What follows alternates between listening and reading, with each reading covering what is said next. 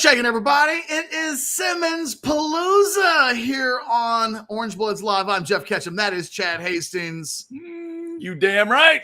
For like the next 4-ish hours, Chad, myself, Jason Sukamel will be joining us later. Aaron Little of Orangebloods.com is at Duncanville High School. We will talk about other things today.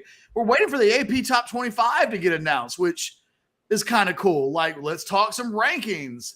However, today is the day. Finally, it feels like we've been doing a countdown literally since you and I started doing this show last week, Chad. Yeah, right. It has not really stopped. It is since that moment. And before we really dive into it today, everybody watching, hands up. Who's a little bit ashamed that your day is going to be made better or worse based on what an 18-year-old decides to do in like 2 hours? Right? Yeah. Oh, okay. There you go. Just wanted to make sure. Longhorn fans, LSU fans, right? Everybody. Let's lead off with I changed clothes in between onward. I have a dirty, worn T-shirt on today. Yes. But it felt like as we were getting ready to do 4 hours of Colin Simmons mania that I would put on my 85% It's Austin Hudson Card T-shirt. Oh, no. Oh, no. It might as well come on out. Let's have some fun with it. But I am wearing the T-shirt that I created to immortalize all of my worst calls over the course of like the last decade. I ain't scared. You literally wait a minute. You literally like put them on the shirt, like you drew them on there, and it's like no. I went to a T-shirt printing thing. Dang. And I created the shirt for myself. I'm the only one in the world with this shirt, Jack. There it is. Because you have to embrace those moments. People act like I'm way too serious about everything. This is what I've always known about you. Way too serious. I'd like to think that I'm as self-deprecating as it gets. That I will make fun of myself. I will do silly things. I want to be right. I want to be really good at my job. But, you know, sometimes you got to roll with the punches. Hey, for 4.5 years, I always said we always had a great time on the radio. I've always said you're one of those people that I know that I feel like you never lose an argument, but that doesn't mean you're not willing to be in an argument and like you said, make fun of yourself and get after yourself a little bit. The thing that's different, I think, about 2023 versus 2012 when you and I were last doing a show together, I've been wrong. Like when you say as many things as I do on any given day, you're going to be wrong a lot. Yes, it happens. It absolutely is going to happen. Of course. I feel like I'm way more right than I am wrong, but I'm wrong all the time. And, you know, it's one of those things like my wife knows this. I'll do that thing where I'm like, no, the such and such is in the refrigerator. I put it there. And she's like, you left it out. No, I put it away. It's safe. I walk into the kitchen convinced that whatever it is in the fridge. And then it's like, oh, the ice cream did melt. My bad. Are you now willing to admit you're wrong more than in the past? Because you did used to be a little bit of that Fonzie, a little bit of the Are you now willing to do it more often? I still do the Fonzie joke because I think it's funny. Of course, because we're old men with Fonzie jokes. Even though it's 50 years old.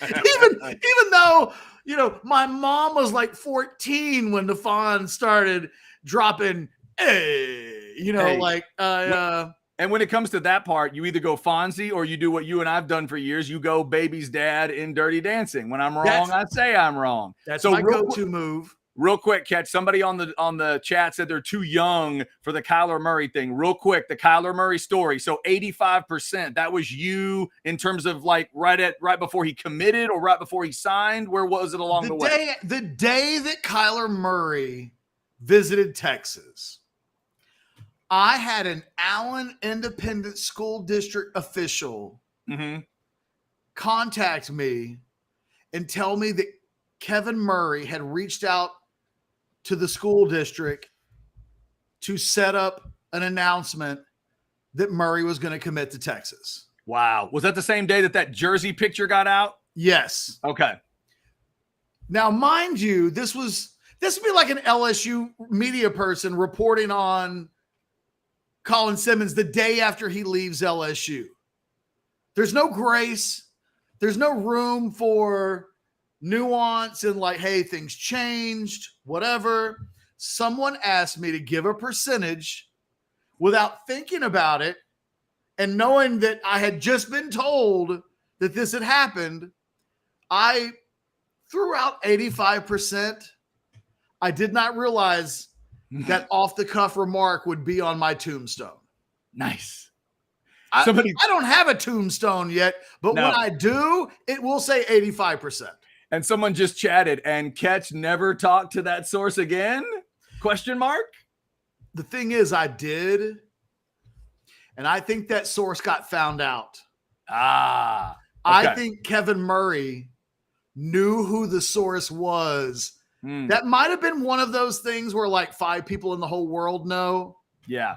And one of those 5 people was on Orangebloods and sent me a direct message because I vetted it, right? When this person reached out to me on the Kyler Murray thing, I didn't know that person from Adam. Yeah. Okay. And this guy was like, this is who I am. This is what I do. This is what happened.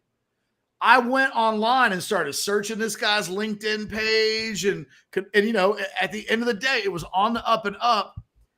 That dude eventually told me he was worried that he was going to lose his job. Dang. So that was 9 years ago. And no, I do not talk with him on the regular anymore. Gotcha. That is fair. All right. As we pivot back around to Colin Simmons, and obviously Colin Simmons will make a decision at 2:00. Ketch and I will provide live play-by-play as we are watching what's happening in Duncanville. And as Ketch has pointed out, Aaron Little from Orangebloods is there. We're talking to Aaron at 1:20. Going to get the scene setter from Duncanville coming at 1:20. Somebody on the chat saying hit the like button. We agree with that. Hit the like button. Get your notifications set up. Please subscribe to the channel. We appreciate it, and we are glad to be doing this today. So, Ketch, let me start here on Colin Simmons today because you mentioned the who knew and 5 people knew and all of that. Give me a sense right now as we are 2 hours away. Do you truly believe we could be sitting here where Texas, LSU, and let's throw Miami in out of respect, where they literally don't know, where Colin Simmons is not giving them any advance notice, and they're all going to be watching and hoping like we will at 2:00? At 10 a.m., I told you to call me. You did, and you were like, went to voicemail. Yeah. I looked at my phone and realized that last night when I went live, I guess, sometime last night, I put my phone on airplane mode. So for 12 hours, I was getting nothing. Colin Simmons could have been calling you to tell you what he was going to do. Believe me, I know. So I put it on, and then as soon as I took it off, like my phone just starts zzz, zzz. Yeah. My phone is having a heart attack. Like it's hemorrhaging. But none of the texts or calls were from my go-to source on this. Okay. The one source that you've said this week has never, ever been wrong? Correct. That I'm aware, that I can think of. Like you can think of. Never, ever. Even recently, when Corian Gibson committed to Clemson, this source kept telling me that he didn't have a real good feel for Gibson. Yeah. And he had reasons for why he didn't. I can't say them out loud, but he had reasons for it that once he told me that made total sense. Gotcha. But for a while, there were people that we talked to that were very confident about Corian Gibson. He was not one of them. He would continue to say, do you know who I feel good about? Colin Simmons, 5-star defensive end out of Duncanville. Kobe Black, borderline 5-star defensive back, Waco Conley. Mm-hmm. Brandon Baker, 5-star offensive lineman, California. Gotcha. Those are the guys that he felt good about. Yeah. Okay. I would bring up other guys, and he'd be like, I don't know. Not like those 3. You know what he would say? I'm not as high on our position with those guys as the guys I just told you I'm really high on. So I reached out to him this morning once I turned my freaking phone on. And I was like, yo, how we feeling today? And the official word that I got is that behind the scenes at Texas, they are confident. They are relaxed. They feel good. They do not know. Okay. And that's the way Colin wants it, Simmons has not told. Now, look, it's been 2 hours. It's conceivable that as I say this, that Colin Simmons has placed phone calls to all of the finalists and said, here's what I'm doing. But the sense I got this morning was that he has not told any of the coaching staffs involved what he's going to do. And I think there is an anticipation that the Texas, the LSU, and the Miami coaching staffs will be watching his announcement just like us, and they will find out officially then. Gotcha. Okay, a couple things real quick, Ketch. First off, can you help one of the chatters with this particular issue? Apparently they were watching something you were doing last night live, and it cut off for some reason. Would you like to tell them why? Would you like to tell them why? I would. I wish I didn't have to, but that is all on me because I was trying to do something with this crazy technology. Little voice inside my head said, don't click that. Don't click that. Why are you clicking that? And I clicked it, and all of a sudden Ketch was not live anymore. That's on me. I did not do it on purpose. Not Ketch's fault. My fault. I fully threw you under the bus on Twitter. Oh, you should have. It was terrible. All I did was like, hey, sorry the show cut out. Hastings did it. It happens. Right. Hey, now you see, look, whatever you've done now by bringing me into this thing, now you've got an Aggie excuse for whatever goes wrong, even if it's not me. We were having a meeting once, me, Anwar, and Blake, and Anwar didn't hit the end button. Anwar hit the go live button. No. And the thing is, when we go live, people get notifications. Oh, right. Bing, bing, bing, bing, bing. They're live. So we were like, Anwar, don't ever do that again. He's like, I'm sorry. I didn't mean anything by it. And people are like, what's going on? It happened sometimes. Oh. And you know what? You know what hasn't happened since then? Anwar hasn't hit the live button. Right. I don't think I'm making the mistake again. That's what I'm saying. Like, that's big. Yeah. I'd rather you've done that last night than today. Yeah, where you're absolutely. Like, hey, I shouldn't click that button, but my cursor is going to it. Don't push the button. Don't push the button. What happened? Like, don't do it. Don't do it. Yes. Hopefully I will not be doing anything like that ever again. The other quick thing, Ketch, since you mentioned him, just making sure that I've taught you well over the years. Corian Gibson, headed to Clemson. Where'd he go to high school? Lancaster. Ooh, God, I've not taught you well enough. Lancaster. Country. Go country, Ketch. All the time. Lancaster. That's the Waco in me coming out. That's the Liverpool fan in you. You want to make it British. That's what it is. That's that soccer fan. If I made it British, it would be like Lancaster or something like that. Lancaster. No. I'm like Lancaster. Not you made it a little Texan, not enough though. You got to put a Lancaster in it. That's what it is. I'm telling you, it's the Waco in me. Lancaster. You're right. That's right. That's it. Couple of UT football notes, right? By the way, we're over 400 watching live. This is a good early sign that today's show is going to be a bit of a banger. Get your super chat in. Hit the like button. Do all that stuff. Let's lay it out for you real quick. If you're joining the show and you're thinking to yourself, and we'll get to the super chat in just a second. Hold your horses. Blake really wants to get we missed a super chat yesterday. And Blake feels so bad that we missed a super chat. Like, by God, we're going to do the super chat. That's right. Especially if they're complimenting me. In an hour, Aaron Little from Orangebloods will join us at Duncanville High School. We'll get, unless something crazy happens, I don't know, like maybe the Wi-Fi there is terrible. It's a school. I would hope our schools, especially a school the size of Duncanville.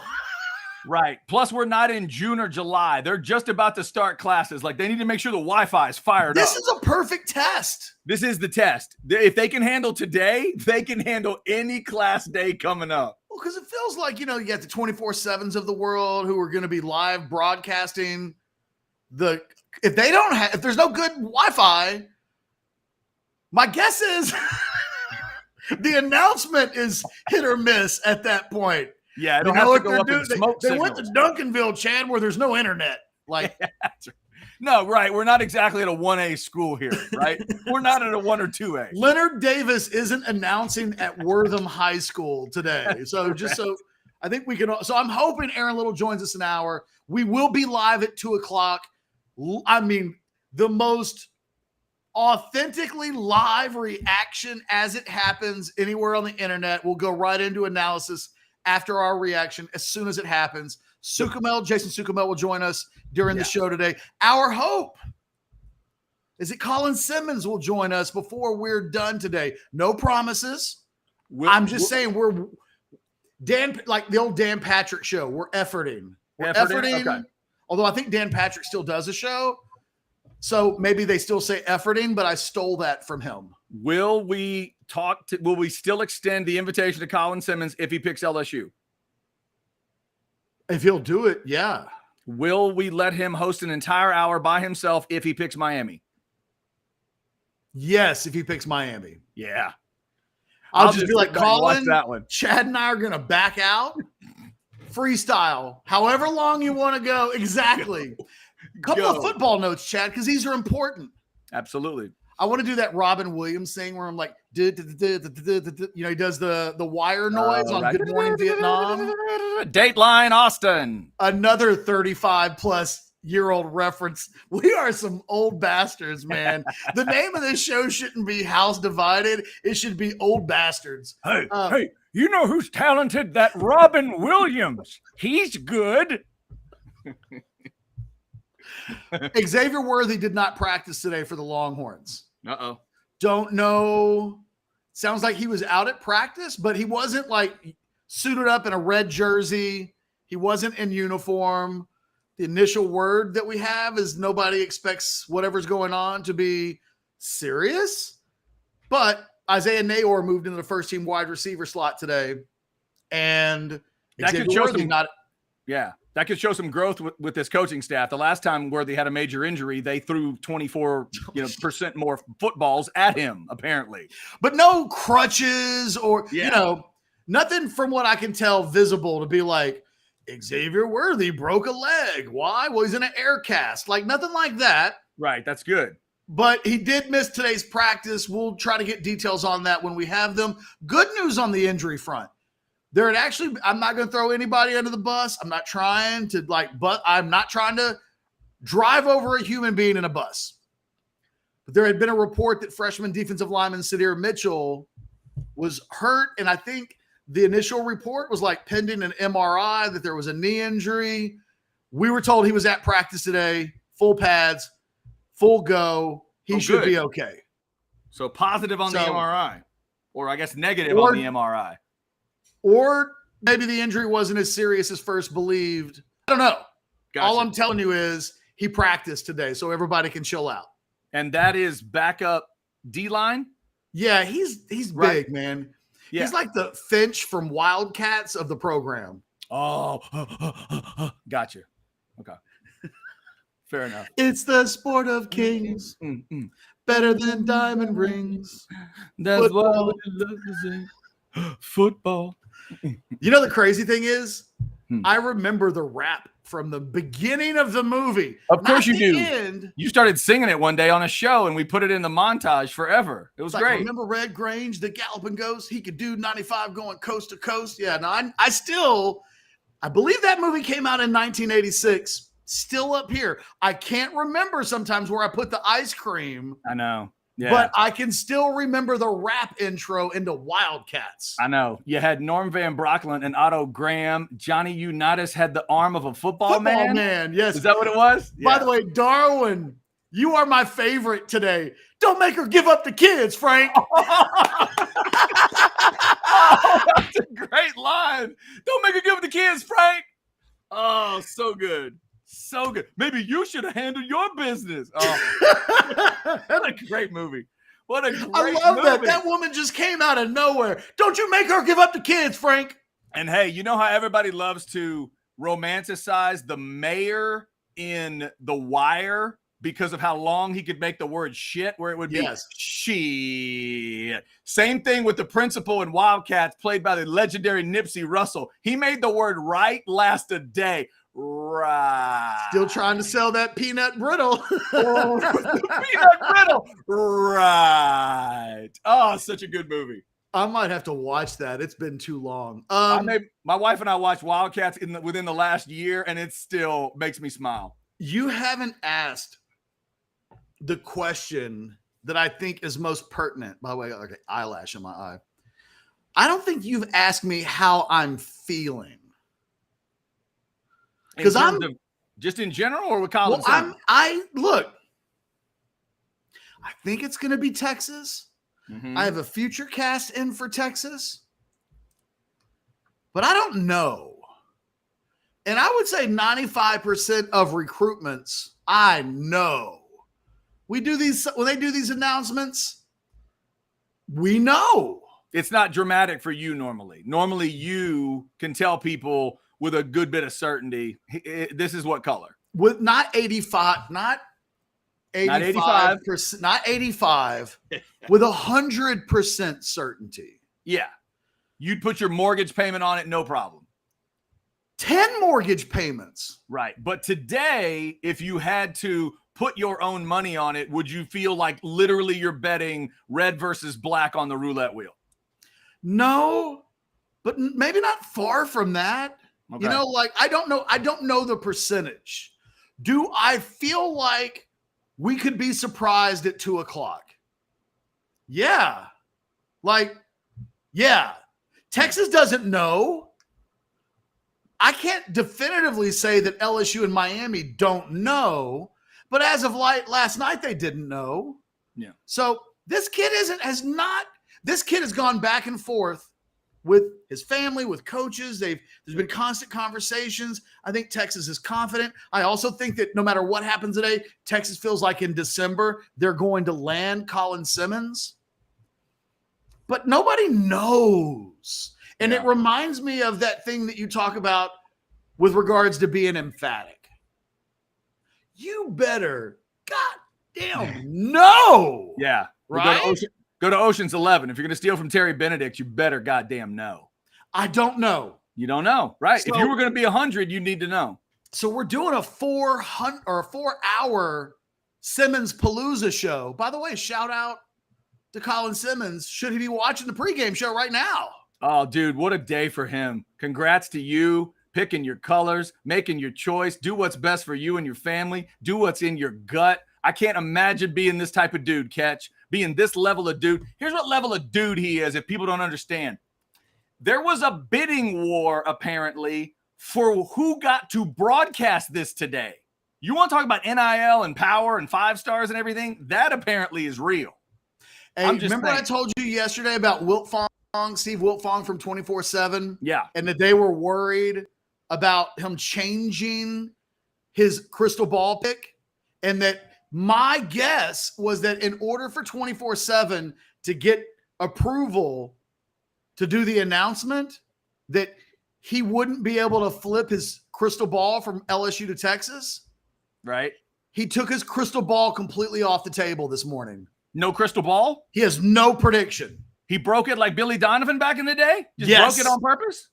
Wow. He went Nick Saban at Miami telling people that he wasn't going to Alabama. He took it away. It never happened. Well, if you want me to say it, okay, I'm not going to go. I'm not going to be the next coach at Alabama. And I'm not judging Wiltfong, right? Like, I would do the same thing if it meant Colin Simmons would come on the show today. I'd take my future cast off as well. Right. But it's interesting that the thing that I kind of predicted yesterday wouldn't happen definitely didn't happen. In fact, if I'm not mistaken, Wiltfong wrote an article on 24/7 today, which basically was like, could be LSU, could be Texas, who knows? Could be Miami. And I was like, okay. That is fantastic. We got you. Also fantastic as we see over 500 people checking it out right now. House Divided, live on YouTube. By the way, Ketch, I got something. If Colin Simmons wants to go basic, freak everybody out. You got hats, coats, all those things around him.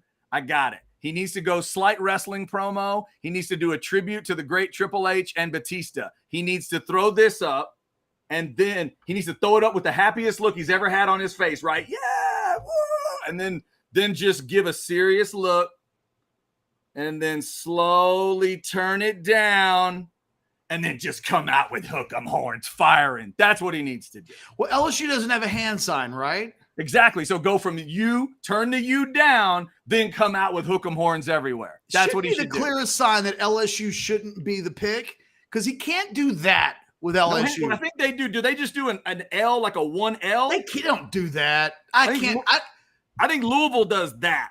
Don't like tell me that they do the Red Raider thing. I mean, you tell me. You've been going to LSU games now. Yeah, no, I've gone to a few. I can't remember a hand sign. I remember seeing a hand sign. Isn't this their hand sign? It was a little more. I know, right? It was a little more. Yeah. Now, of course, the big time programs tell you that that's their hand sign, right? They just want to be number one. That's all they care about. I'm pretty sure the official hand sign at LSU is either this or this. Hey, they'll tell you they never lose the party. And an old lady in Baton Rouge told me, if we don't beat you, we'll feed you. They are about the party. There's no doubt about that. But I'm interested to see how he does this. He's got everybody wrapped up in it. And if what you're saying is true, just imagine this, that Sark doesn't know, that Kelly really doesn't know, that who is it? Cristobal, right? Cristobal, man, that he really doesn't know. And that they'll be gathered around a computer and they'll have that YouTube channel on trying to figure out what he's going to do. So how do you let everybody know? I just want to check my phone. Okay. And is there any update? Make sure if number one source is willing to text in, we will take a breath and let them tell you what they need to tell you. I'll take a sip of water and you do what you need to do. Because the inside info is what everybody's looking for at this point. I haven't received the bat signal from the person that I would most want to receive the bat signal from. Mm-hmm. But I did receive a different kind of bat signal and anticipation of it. People are getting excited, I guess is what I would say. Absolutely. The Simmons propaganda is underway in the event that he does pick Texas. Well, as we sit here at 12:29, Ketch, I do hope that the folks in Duncanville are a little more timely than the folks putting out the AP poll. I don't know if we have a couple of straggler voters. It was supposed to come out at 12 our time today, 1 o'clock Eastern. I still don't see it. Maybe I misinterpreted and it's really 2 Eastern, 1 Central. I don't know. I am not seeing the AP poll as of yet. No. So I'm just as soon as I see it, I'll tell you. I don't see it. Because I told Chad, my head's elsewhere. Right. Make me play the guessing game of what happens in the AP poll. Yeah, I want to see if the AP cares a little bit more about my Aggies and thinks they're a little bit better than the coaches do, because the coaches think they're barely a ranked team, 25. The coaches think Texas is 12, and we'll see where the AP has everybody, but it's not happening yet. Christy, relax. Nobody's trying to break the news before he does. Believe me, we're not trying to Harvey. Look, Christy, I actually love the fact that Christy watched yesterday and dropped the Harvey Williams story on us. What's up, Christy? But Christy, I promise you, you don't have to worry about us being that. What have I told you? If I checked my phone and I'd gotten a bat signal, I don't know what I would have done. Yeah, I do. Because I don't know that my source would have wanted me to then come like, hey, I just text message Ketch and now it's on YouTube. Like, I don't know that that's always what they want, but I can confirm there is no such text. So everybody can just relax. Real quick, before we take a break and before we play, if you guys, we might have new audience members today. Mm-hmm. If you've ever been on our shows before, I think you guys might like what we have cooked up in the form of some recruiting videos lined up. I'll go to this in a second. We got Jay the Activist put in a super chat. Blake, where's the super chat from yesterday? All right. There we go. What is it? It's so damn small. I got you, Ketch. Stanford _Horn. Big $5. We appreciate that, Lincoln. Buy or sell. If UT gets Simmons and McKinley, It'll have more elite defensive talent in the pipeline than the 0809 teams, Kendall, Arakpo, Miller, Melton, Earl T, A. Will, etc. Buy or sell more defensive elite talent in the pipeline than 0809. Buy. Yeah?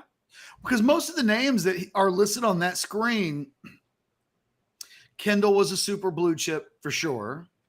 Arakpo was not. Sadly, I wish I could say that everybody had Brian Arakpo ranked as a top 10 prospect in the state. That wasn't the case. Roy Miller, yes. Henry Melton, yes. Earl Thomas was not a super blue chip. Aaron Williams, yes. I mean, yeah, there will be more super blue chip talent on the defensive side of the ball with a commitment from those two guys than there would have been on those defenses back in 0809. And I believe, look, just to be clear, I'm not saying that Brian Arakpo and Earl Thomas weren't sensational. I'm just saying as recruits, they weren't as highly rated as the other names on that list, and obviously Colin Simmons today.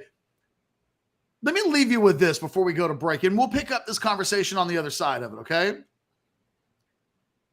Texas hasn't signed a 5-star defensive end edge prospect, a true edge prospect. It's Eddie Jones in 2006. Whew. Now, they get Jackson Jeffcoat in 2010, but he was a strong side defensive end. He was more Tim Crowder than,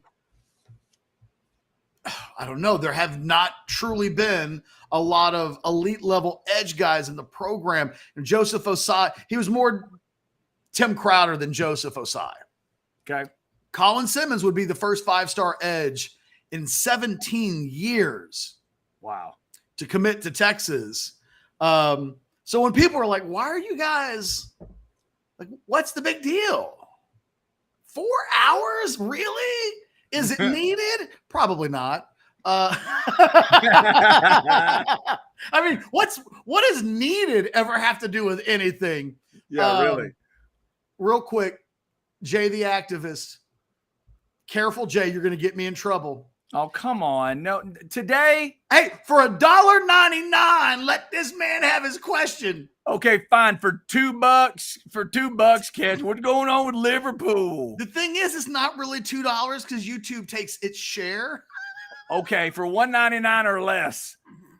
Is that even enough? What's going on with Liverpool? They still wear red, and there's some soccer to be had. They're in preseason. The games don't even count, do they? We are. Hey, someone gave Liverpool the nickname yesterday. Excuse my language. Yes. Fuck around FC. And they said that they were about to find out. Oh, that's funny. Nothing's going on with Liverpool, Jay. That ultimately is the problem that Liverpool fans have right now. Thank you, Jay. We do appreciate your $2 for disrupting the show. And look, Paxton. Boo. Exactly, Paxton. Exactly. We need minimum $20 super chats if Ketch is going to talk soccer. That's the new rule. New rule, Andrew Jackson for soccer talk. That's Darwin's not wrong. He's not. They do kick balls. They kick balls a lot. Absolutely. It happens every day. Constantly. I love that he capitalized the A in a lot. A lot. Okay. So here's what we'll do. When we come back, Chad, I'm going to give you a Colin Simmons data point. Okay. A stat, if you will, that might explain more than any other reason why Simmons Palooza here on Orangebloods Live is a thing. Don't go anywhere. Watch this video. We'll be right back.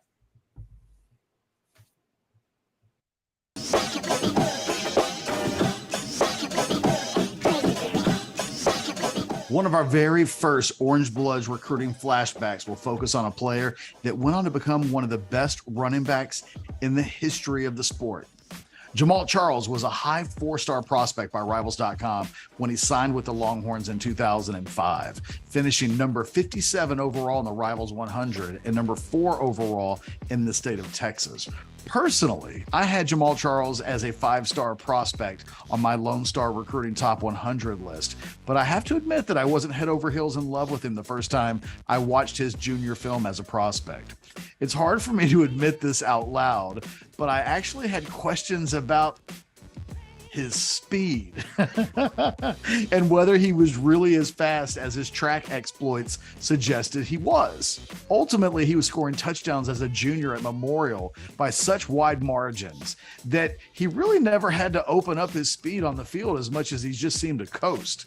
It didn't take me long to figure out that questioning his speed was one of the dumbest things I've ever done while working in this industry, and that's probably saying something. The most dramatic part of his recruitment might have come on the day he decided to commit to the Longhorns, because when he picked up the phone to call running backs coach Mike Haywood, no one was there to take the call. Charles told Jason Sukamel of Orangebloods.com that he would call Mac Brown back the next day and make it official. And that's exactly what he did. The hit rate for the class was exceptional, as Charles was joined by the likes of Henry Melton, Roy Miller, Jermichael Finley, Roderick Muckleroy, Quan Cosby, Chris Hall, Charlie Tanner, and of course, Colt McCoy. When it's all said and done, and you look back at the last quarter century of Rivals.com ranking prospects, Jamal Charles is one of the greatest Longhorn prospects that ever lived.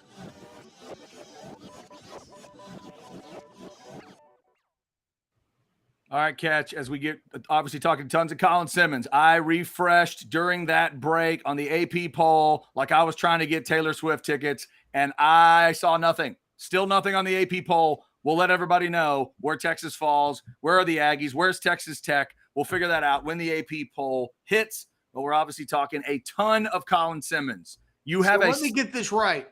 Yeah. Up until now, this very second, easier for you to get Taylor Swift tickets than the AP poll results. Yeah. I actually had a a little more success back in April or whenever it was I got those tickets. Yeah, a little bit more. Actually, it was way back before that. But yeah, just a little bit more. So we'll have that whenever we get it. But I'm interested to hear the Colin Simmons data point. This is a data point for you that you think points towards a certain school? No. But it points to why we're doing this. Okay, fair enough. I saw this in May 7th. So June, July, we're 3 months. 3 months ago, I saw this tweet, and it has stayed with me for 3 months because it quantifies these otherwise subjective opinions that we would otherwise have about Colin Simmons. Okay. A place called Reel, REEL, Reel, like highlight reel, watching Real Analytics, and their actual, here it is. That's right. I forgot. I gave this to Blake. So it kind of steals my thunder. But as you can see, Real Analytics did this thing where they measured his speed off the edge. Man. Colin Simmons' get-off speed of 11.4 miles per hour is in the top 1% among 4,254 edge defenders in our database since 2009.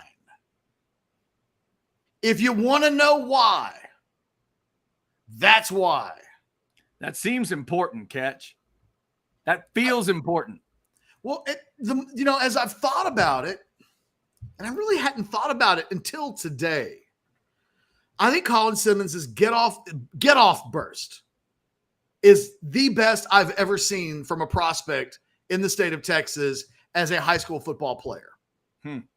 There's one guy that I can think of off the top of my head that I would put in Colin Simmons' category. There was a guy that played for Waco High 23 years ago by the name of Daryl Catlin. He was I think he had the state's fastest 200-meter time. And he could get off the ball. He didn't go anywhere, but he could get off the ball. And other than that, I start thinking about all of the other players, Myles Garrett, You start thinking about Jackson Jeffcoat. You Yeah. start thinking about the defensive ends from the state of Texas that have been ranked 5 stars. I would not rank Colin Simmons above Myles Garrett because Myles Garrett was just a bigger prospect. The one knock of Colin Simmons is that he's a bit of a tweener, listed at 6'3", 225. Yep. But the guys historically who can be tweeners and get away with it, Von Miller, K'Lavon Chason, Brian Arakpo, even Joseph Osai, all tweeners that kind of defeat the tweener label. How did they do it? Blake, put that back up on the full screen. That tweet. That's how he did it. Speed. He has top 1% get off the ball speed. And if you're going to be a tweener, be freaky in a tweener. That's amazing. Just think about how much footage you got to go through, Ketch, and how many guys you got to go through to get up to 4,254. By the way, Peyton, I like it. Today should forever be known as Colin's Giving. Make it official, Ketch. We had Malikmas back in I guess it would have been December of 2014. It's either Colin's Giving or Colin Ween. I don't know. I kind of like Colin's Giving. Colin's Giving is good. You liked Colin, was it Colin Palooza? Simmons Palooza? Simmons Palooza. That's a pretty good one. All right. I said he was going to join us in the 1 o'clock hour. I'm not sure. Like, Blake, are we good to bring Aaron on? We've got Aaron Little of Orangebloods.com. Well, let's do it right now because as it was explained to me, it's starting to get filled up in the gym and starting to get loud. Right.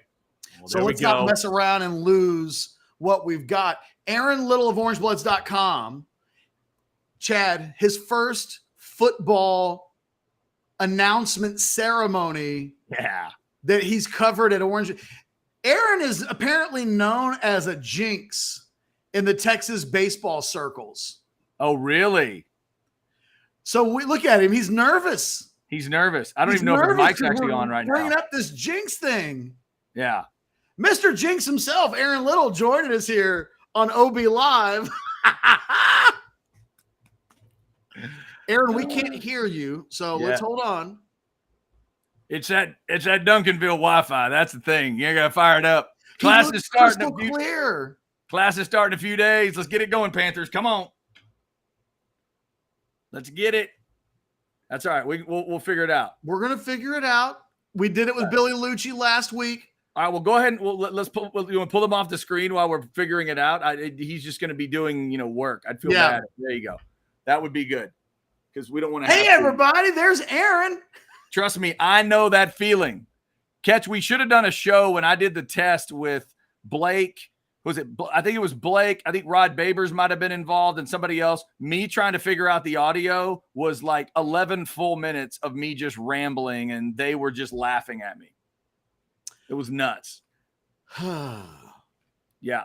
But the interesting part, so Jeff, you were talking about the get off and everything about Colin Simmons. Interestingly enough, this morning, I, for the very first time, watched Colin Simmons film.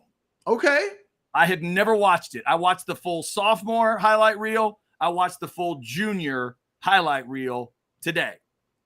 And you mentioned that get off speed. Because of it, he can put himself in a situation where he gets to make a choice so quickly. He puts pressure on the tackle so quickly. I just felt sorry for all those poor right and left tackles, and they move him around. Sometimes it was the left tackle dealing with him. Sometimes it's the right tackle. They would try a little slide step catch, little slide shuffle, and it was done. It was done. They were buried quickly. But the other thing I liked, and you mentioned guys like, Von Miller or Chason or whatever, Simmons feels like a great modern defensive lineman in that he feels smart as he plays. You can feel his football IQ as he plays. It's not just bull in a china shop. He's got the idea of, do I need to get my hand up to knock it away? I mean, I'm looking at the stats from last year. Not only 80 tackles, 22.5 sacks, 33 tackles for loss, but 13 PBUs in a season, 2 forced fumbles. He's got a nose for the ball. You talk about get off the ball. He also values the ball in a great way. He's going after the ball if he needs to. He's grabbing the running back if he needs to. It's not, grab the quarterback's arm if he needs to. It's not just about Hulk smash to him. And maybe it is because he's kind of a tweener, but at times he feels like a badass edge. At times he feels like a badass linebacker. At times he feels like a badass safety. It's just, he's like the Terminator in T2. He can kind of make himself into whatever he needs to be. And there's just a lot of good intelligence. When the rush comes around the edge, he keeps it right on the line with the quarterback sometimes. The old Michael Vick rushing technique, as I would call it, to make sure he doesn't get on the outside. So just the smarts of it really jumped out to me. He's a blast to watch on film. If Longhorn fans haven't seen it, go check it out. He's impressive. We talked about Jackson Jeffcoat being a 5-star defensive end that Texas got in 2010. There was another guy in that class named Reggie Wilson who I might have even ranked ahead. I think I actually ranked Reggie Wilson ahead of Jackson Jeffcoat, which remember that whole thing I said earlier in the day where I don't have a problem saying that I'm wrong? I was wrong.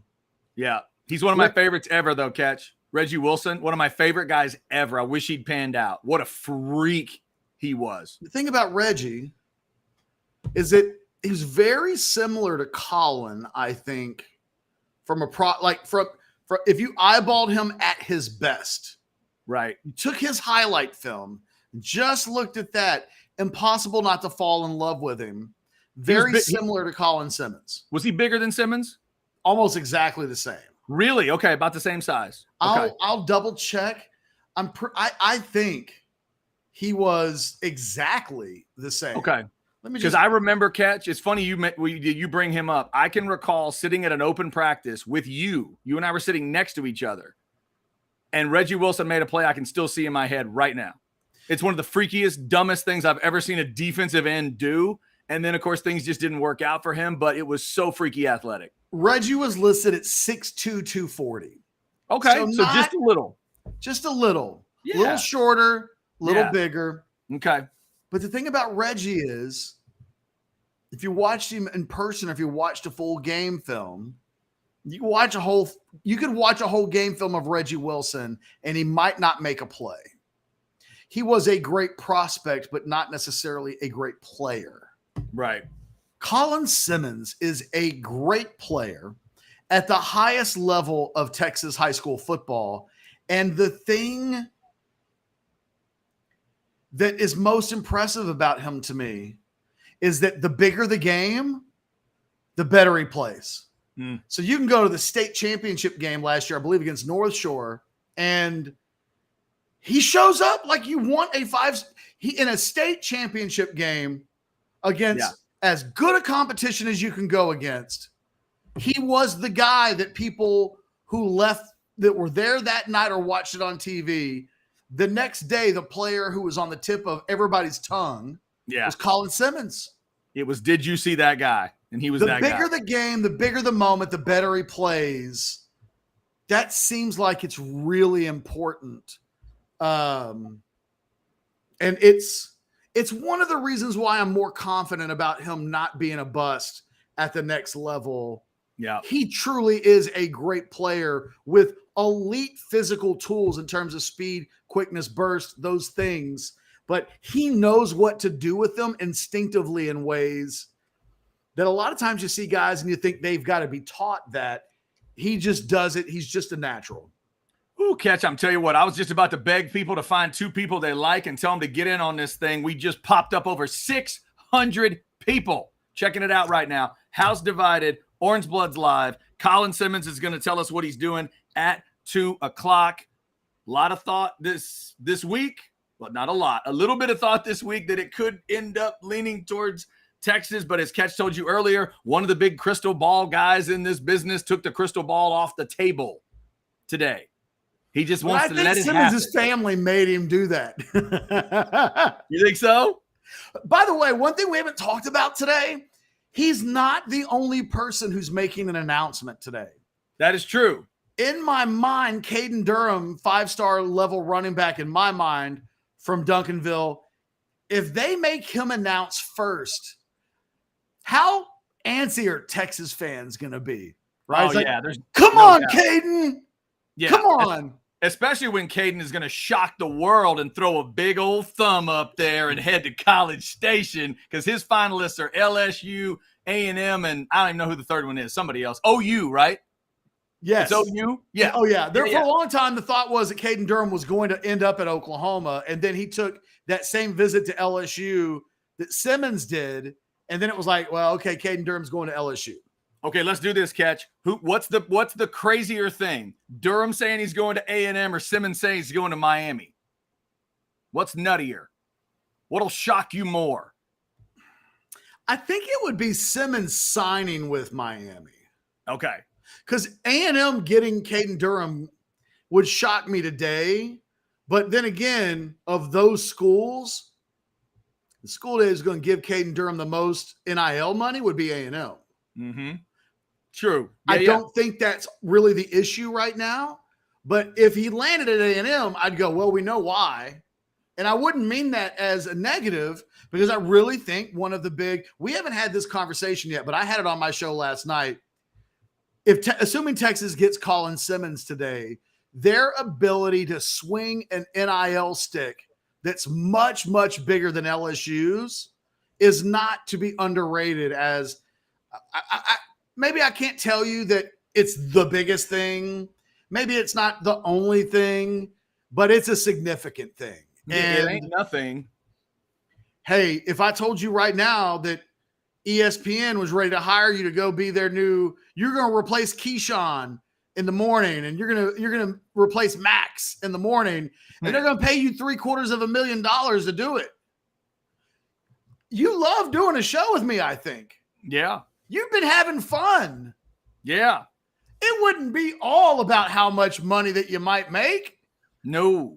But it would be a big piece. Be part of it. It'd be part of it. Yes. Yes. If someone asked you, you'd be like, it's pretty in Bristol. I've always wanted to live in Connecticut. I hear the winters aren't that bad. Shoveling snow is better than sweating the heat. That's right. That's what I hear. It's a good workout. All you got the trick is you start your car an hour earlier, right? If you need to go somewhere, you start the car, come back an hour later after it's defrosted. No problem. So the NIL thing's a huge thing. And it's unescapable. It is what it is. By the way, I don't know what happened with Aaron Little. We're having some technical issues. Better to do this now and figure it out than when Colin Simmons wants to join the show and it's like, bring on Colin Simmons. And then he has the problem that we had with Luch last week. Ooh, that'd be bad. Where it's like, what I don't want to say is that, Colin, you kind of look like Rocky Dennis. Yeah, don't do that. Because his face was distorted. No. Which isn't a nice thing for me to say in general. No. I need to just drop the Rocky Dennis thing out of my space.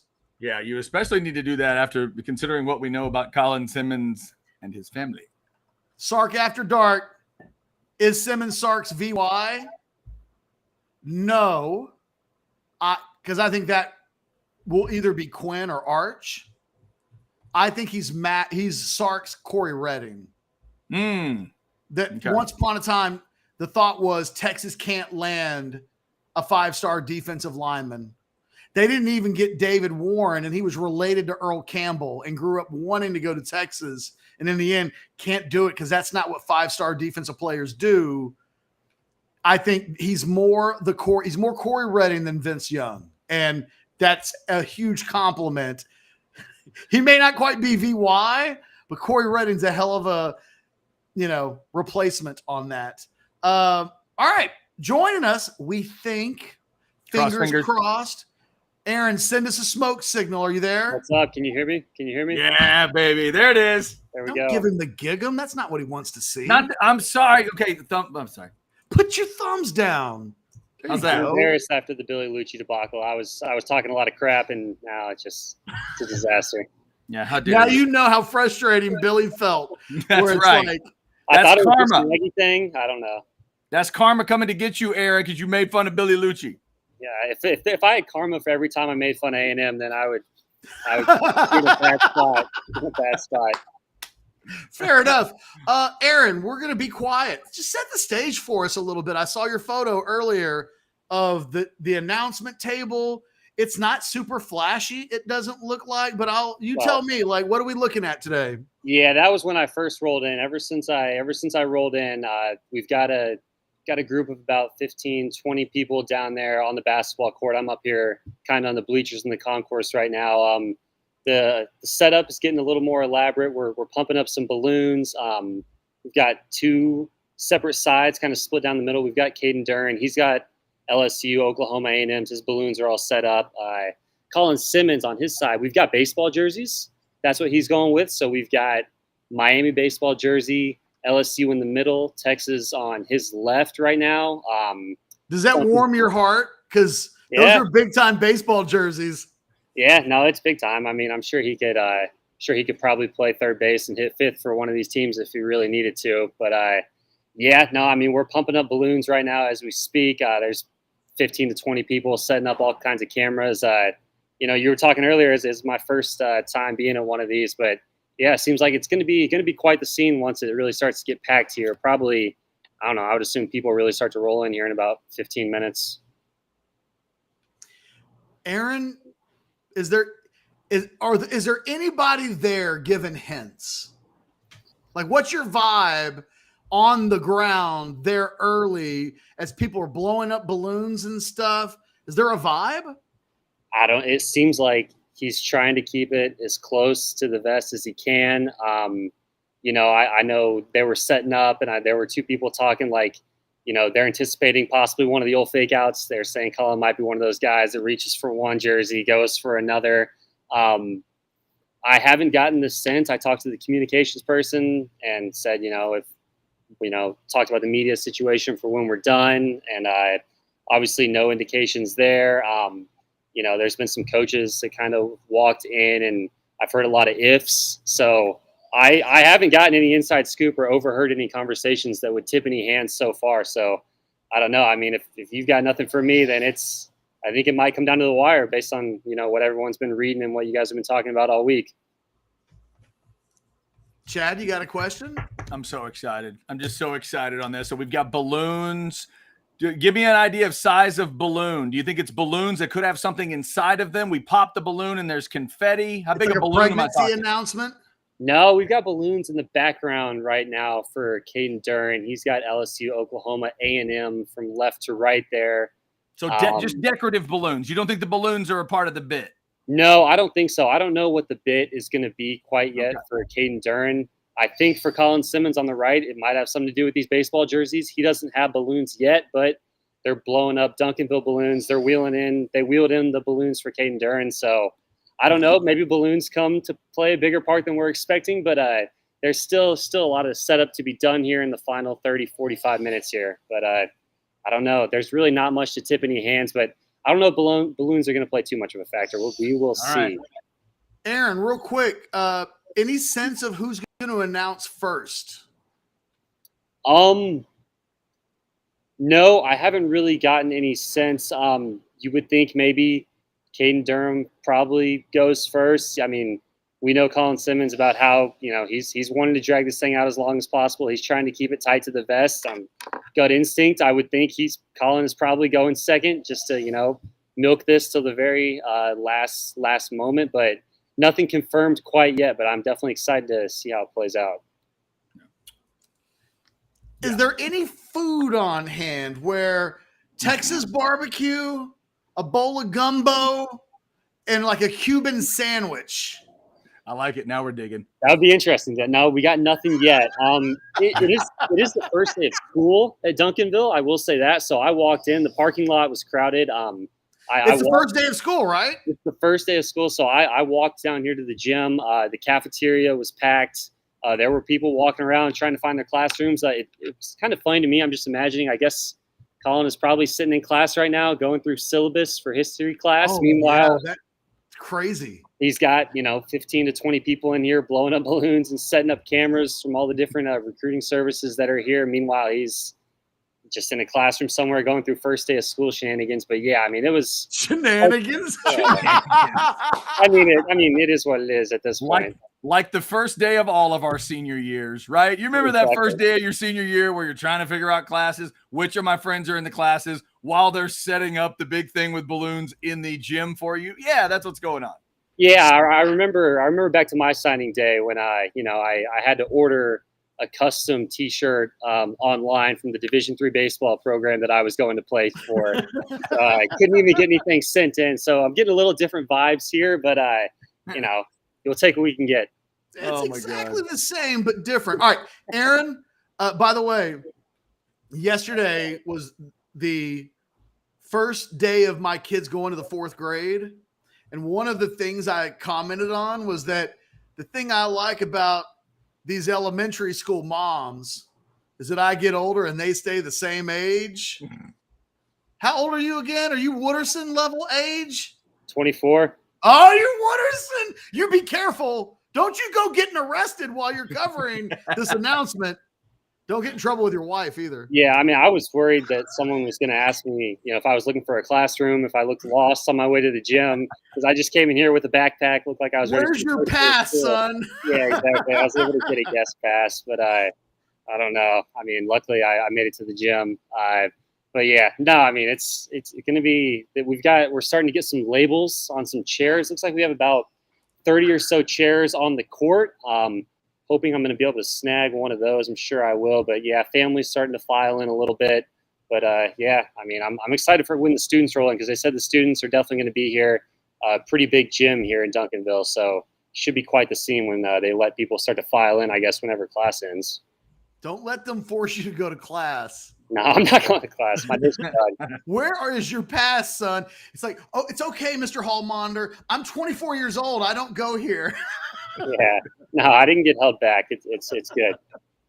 Aaron, go do your thing, man. Cover this. Did they give any indication whether or not there's any chance at all we'll get Colin later, or is that a play it by ear situation? All they said to me right now is that he's gonna do the announcement, and then they're kind of gonna let the students file out, and then they're gonna have more of a formal media session.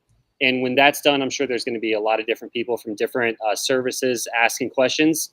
My plan is I'm gonna stick around and linger after that, and then I'll see if I can get them one-on-one after that. So I'll definitely keep you guys in the loop, but I didn't get a sense yet if that's going to be an option. Fair enough. Aaron Little, Orangebloods.com, on the scene in Duncanville, covering the announcement.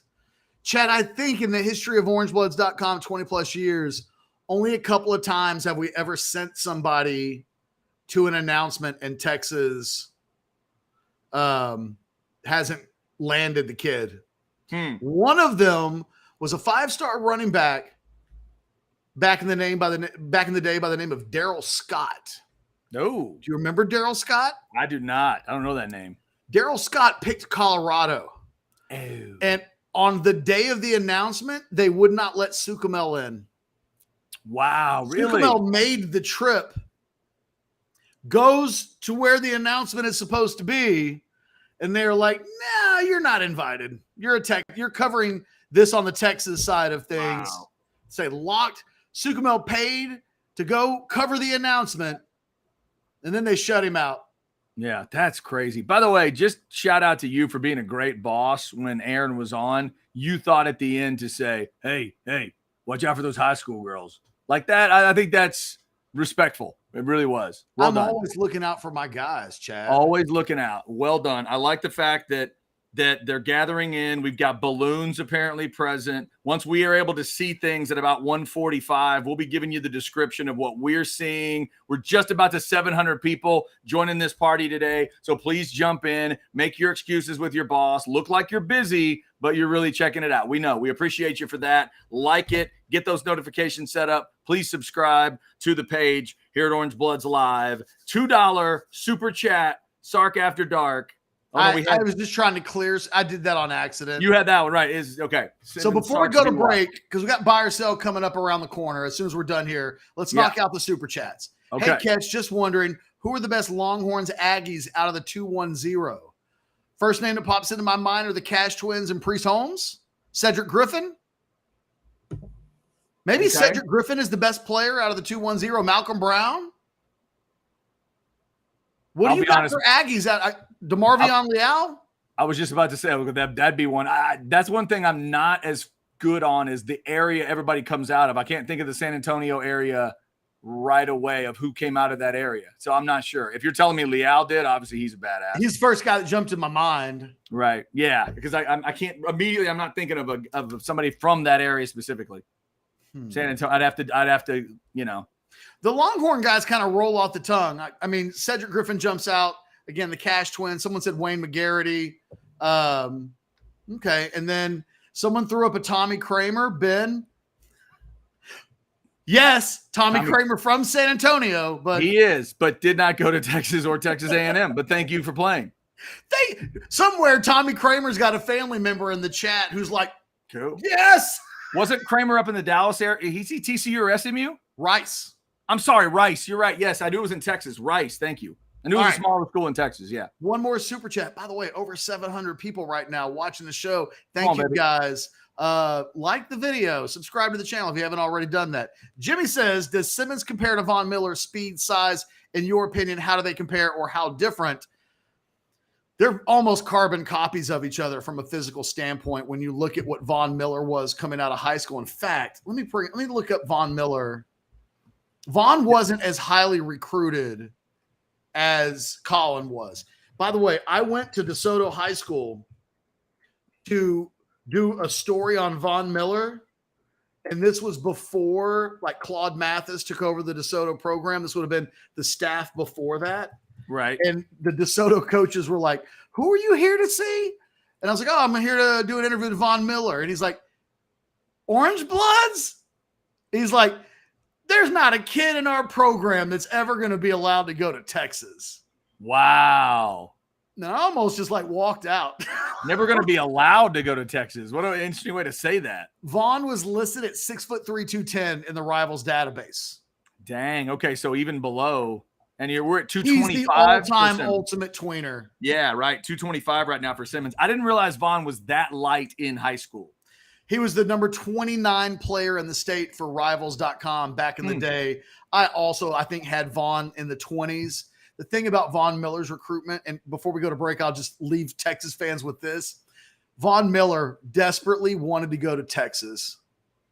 At one point, an A&M site had him fill out one of these questionnaires, like 10 questions with Von Miller. Right. And one of the questions was, if you could have dinner with any person in the world, past, present, I guess even future, I don't know, who would you want to have dinner with? Von Miller's answer was Mac Brown. Wow. That's crazy. But Texas never offered Von Miller, and it would have appeared, based on my own experience, that if they had, they would have found no help at DeSoto High School. He was always going to be an Aggie. Interesting. All right. There you go. Anyway, look, when we come back, all 700 plus of you here for Simmons Palooza, we are less than an hour out, although, let's be honest, they're probably going to make Caden Durham's going to go first. You just can feel it. You got to do it. Catch, look, if the Foo Fighters and the Stones go on tour next summer, who's first? We all know, right? The Foo Fighters are 5 stars. They're one of the bands of their generation. They're but badasses. The Stones close the show. Dave Grohl's feet hit that stage before Mix do. That's all I'm saying. Dave Grohl would also be the first to volunteer. He would be like, hey, let's not play the pretend game at all. Right, yeah, right, exactly. Hey, do you guys want to headline with the Stones? Dude, shut up. No. I think it's what we love about Dave Grohl the most. Like, he's as real and as literal as it gets. And anyway, we're sidetracked. Look, when we come back, buy or sell is next. I have 5 questions for Chad that I'm pretty proud of because I made them up in like 30 seconds. But there is a Caden Durham question, and there is a Colin Simmons question. Stay tuned. We'll be right back.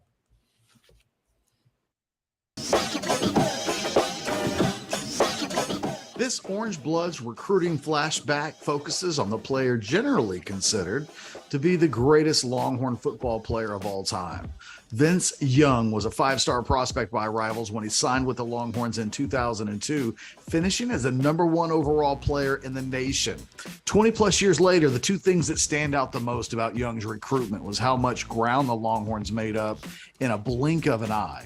Weeks before his senior season began in 2001, his mother reported that Texas was out. Quote, "We ruled out Texas as Vincent has decided that he probably won't stay in the state of Texas to play in college," Miss Young said.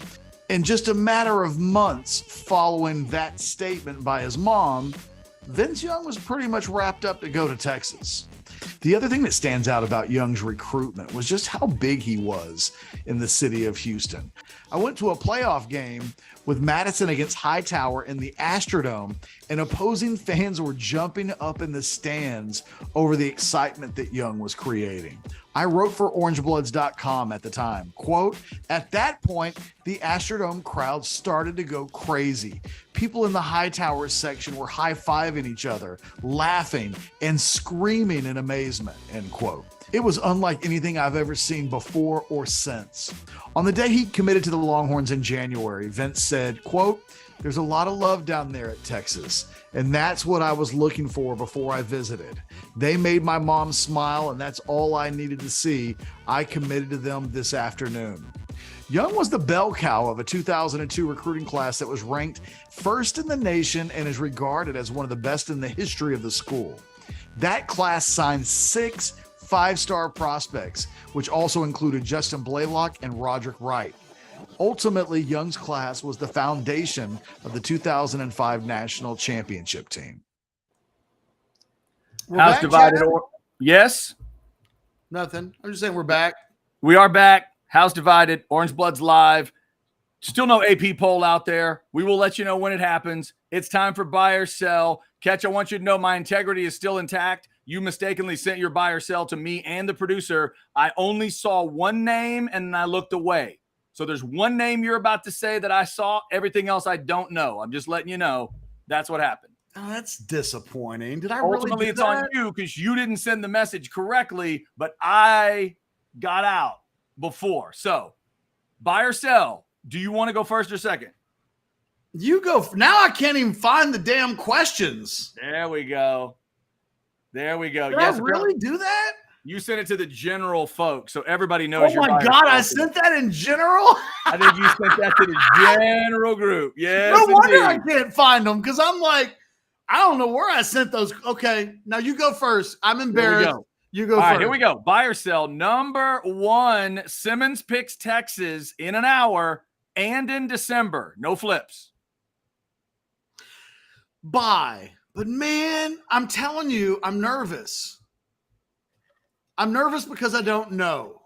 Okay. And I do think what matters is what happens in December. And I do think it will be Texas in December. But an hour to go, like Colin Simmons has cast some doubt in my mind. Right. I know what I think, but I also know that I don't know. And that is just weird for me. So it's made me slightly apprehensive. Let's just get this damn thing over with. So no, I can look, if at the end of this show, I'm like Eeyore, then it is what it is. But right now, I feel like a very nervous Fozzie the Bear.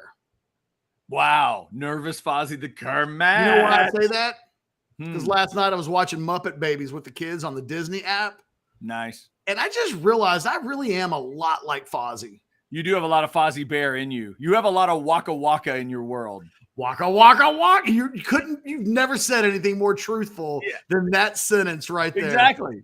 It's true. All right, Ketch, buy or sell number 2, NFL. CJ Stroud will start tonight for Houston and in week 1. Buy. Yeah. Who the hell else are they going to play? Those scrubs? No. Davis Mills. Play your guy. Yeah, play your guy. Right. You drafted him, play him. And if I'm a Houston Texans fan, I'm dying. That is one of the top 10 franchises, I think, in professional sports that have to have some sad-ass fans. Oh, God. Absolutely. What have they ever had to be happy about? Absolutely. That they beat the Cowboys in their first game. Yeah. Waka, waka, waka. Kermit. Yeah, you're right. You're right. Does that make you Kermit? What's that? That would make me, I guess. I'm going to have to work on I don't do a great Kermit, so I'm going to have to kind of work on that. Okay, Yeah, that was not good, but go ahead. No, that was Mike Fozzie. I got to work on Kermit. Okay. All right, buy or sell number 3. If Simmons picks Miami, it's the biggest get in Hurricanes history ever. Biggest get ever for the Hurricanes. Sell. I mean, just from the state of Texas, Jesse Armstead was pretty good. Yeah, fair enough. Fair enough. I was going to see if I could get you to bite. All right, buy or sell. Back to the NFL. Baker Mayfield will start for Tampa tomorrow and in week 1. I'm going to say buy, but I don't know if you had said starts for Tampa tomorrow and in week 1 and in week 3. Probably a sell. Practice report out of Tampa, I read, same amount of time, Trask threw 4 picks and Baker threw 9. Just letting everybody know. Finally, Ketch, buy or sell. Prime on prime. Mariska Hargitay over Angie Harmon. It's Angie Harmon's birthday today. Prime on prime. You're selling? I'm going to take Angie Harmon. Okay. Prime on prime, Angie Harmon. Prime. Yeah, it's a close one. It's a close one for me. I could go either way, honestly. I love them both. Wasn't she married to Jason Sehorn? She was, remember? And he proposed on the Tonight Show. Which wasn't as cool as Ahmad Rashad. No. Was it, I think, Thanksgiving NFL. Proposing to what became Felicia Rashad. That's correct. That one was her name before it became Rashad. Felicia Ayers Allen. I did not know that. Yeah. Buy or sell. You just earned some street cred points with me, by the way, for knowing the answer to that. Buy or sell number 1, Colin Simmons has set all of this up masterfully. Oh, I'm going to say buy. It feels like we're going to get to that moment and no one actually knows. Well done, young man. I know, trust me, from my last few weeks, it's hard to keep a secret in 2023. And my secret was a little bitty, itty bitty secret compared to the one Colin Simmons is trying to throw out today. So yes, buy and well done, young man. I can't even keep movie spoilers from people, let alone keep a secret. No, secrets are hard to keep nowadays, man. Buy or sell number 2. Last night, Philadelphia Phillies had a pitcher, quite frankly, whose name I still haven't memorized yet. He made his first career home start, and he throws a no-hitter. Yeah. My question is, buy or sell, no sport does romantic stories better than baseball. I'm going to buy because there's no clock. It doesn't move too fast. It always moves at the speed of life. And when you give me there is a clock. Well, there is a pitch clock now, but I'm saying overall no clock in the sport. And so it lets it breathe a little better. Not only did you have that in the game, you had the family of a guy who hit his first home run ever. 28 years old. First minor league dude. Major league hit. He hits a home run. They called old Crash Davis up to the pros, and he hit a homer, and his family went crazy. And then to watch the wife holding the baby of the guy throwing the no-hitter, and mom's right next to him, and they're both with the phones, and you can see her praying, Ketch. She's literally praying to God for one more out. It's a Disney movie that we watched unfold in front of us. She gets it, and then the dude's all happy, and the crowd went crazy. It was awesome. So, yes, absolute buy. Buy or sell number 3, Caden Durham should have picked a different day to announce his commitment. I don't know Caden Durham well enough to know, but since it's this era, I'm going to say buy. I'm going to say buy, pick a different day, so you can be the guy. If you're a badass day. Right. If you're a badass 5-star running back, you need to have your own day. It's Duncanville too. People show up at Duncanville twice. They'll come back. I promise they will come back to see you, or they'll come back for Colin. So yeah, I'd have gone a different day. He's like, man, I rushed for 3,000 yards, scored 3 touchdowns in a state championship game, run a 10-200 meters, and I'm the warm-up act. What's up with that? Half the people in that room aren't even going to recognize him when he walks in the door. Who's that guy? Oh, that's the running back. Oh, good. Okay. Buy or sell number 4, because this is a big day. I'm staying true to myself. This is an on-brand question. Yes. We're talking Miley Cyrus. Excellent. on a 1 to 10 scale of hotness, Miley Cyrus is an 8. Interesting. Miley Cyrus an 8 on a scale of 1 to 10. Let's add it all up. A scale of hotness. There's a 3, 4. Yeah, I'm going to buy that. When you add it all up, when you put all the ingredients together, I think so. Like if you go to the actual scoring system, I think we might be at like a 7.6 or a 7.7. But as we round up, I'll call that an 8. Yes, absolutely. All of you 4s and 5s and 6s can kiss my ass. Buy or sell number 5.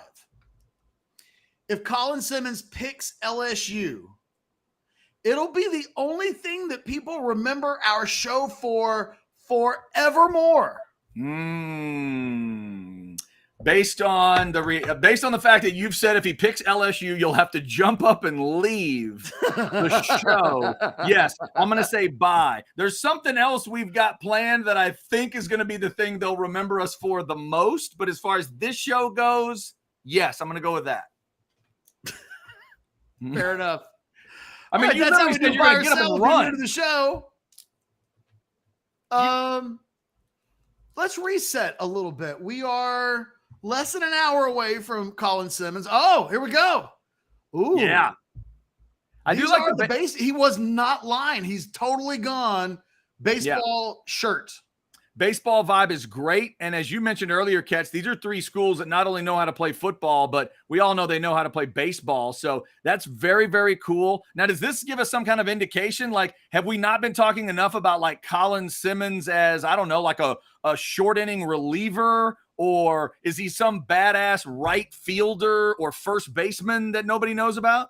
No, but I'll have to let him, like at some point he'll have to explain the baseball jersey.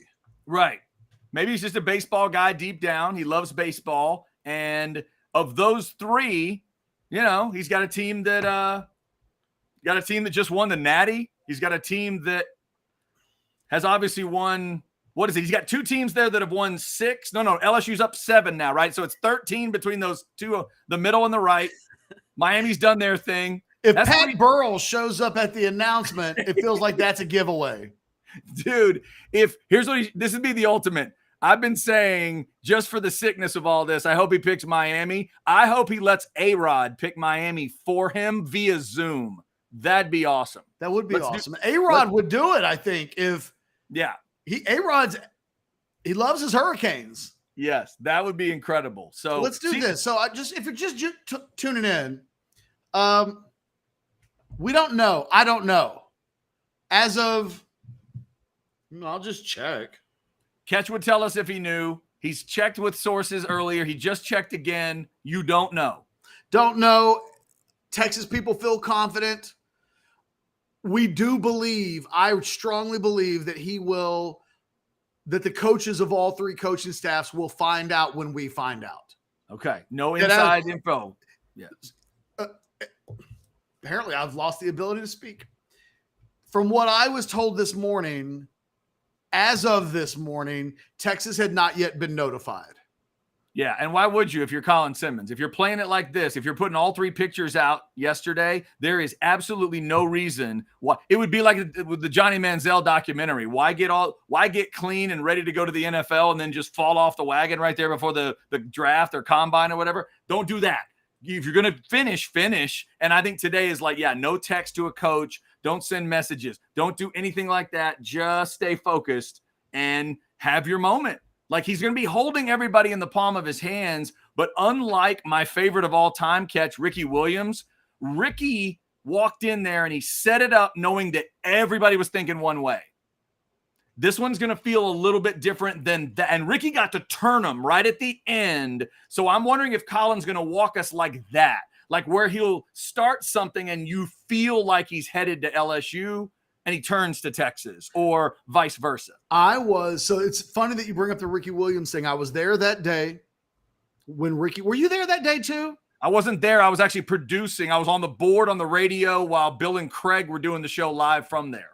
One of my favorite people that I've ever encountered in the Austin media over the years is Suzanne Halliburton. Shout out to Susie. Love Suzanne. Suzanne. I have never in my life seen a woman angrier than Suzanne Halliburton was that day, because the previous night Ricky had told her that he was leaving to go pro. Oh, wow. So she reported that, and he totally set her up. Interesting. So that the announcement would be more impactful when he announced that he would stay. And Suzanne tracked down Ricky after the announcement and gave him a big old what the F, man? What the F? Did she get a big old bowl of Ricky Williams coming back at her hey, man, I'm Ricky Williams? Ricky, what I remember of that situation was that Ricky was fairly sheepish about it all. I think he felt bad about it. Right. And I think sometimes when you're young like that, right, when you're 20, 21, 22, it's not occurring to you hey, man, I just put someone's professional reputation on the line. My bad. Seriously. He felt bad about it, but yeah, man, Suzanne was, of all the things of that day that I remember the most, interesting. Suzanne's anger by far. I can see where I was in my head the day that he announced, but I don't really remember anything that he said on the podium. I can remember watching it. The thing I remember is afterwards, Suzanne was like, Ricky, come here.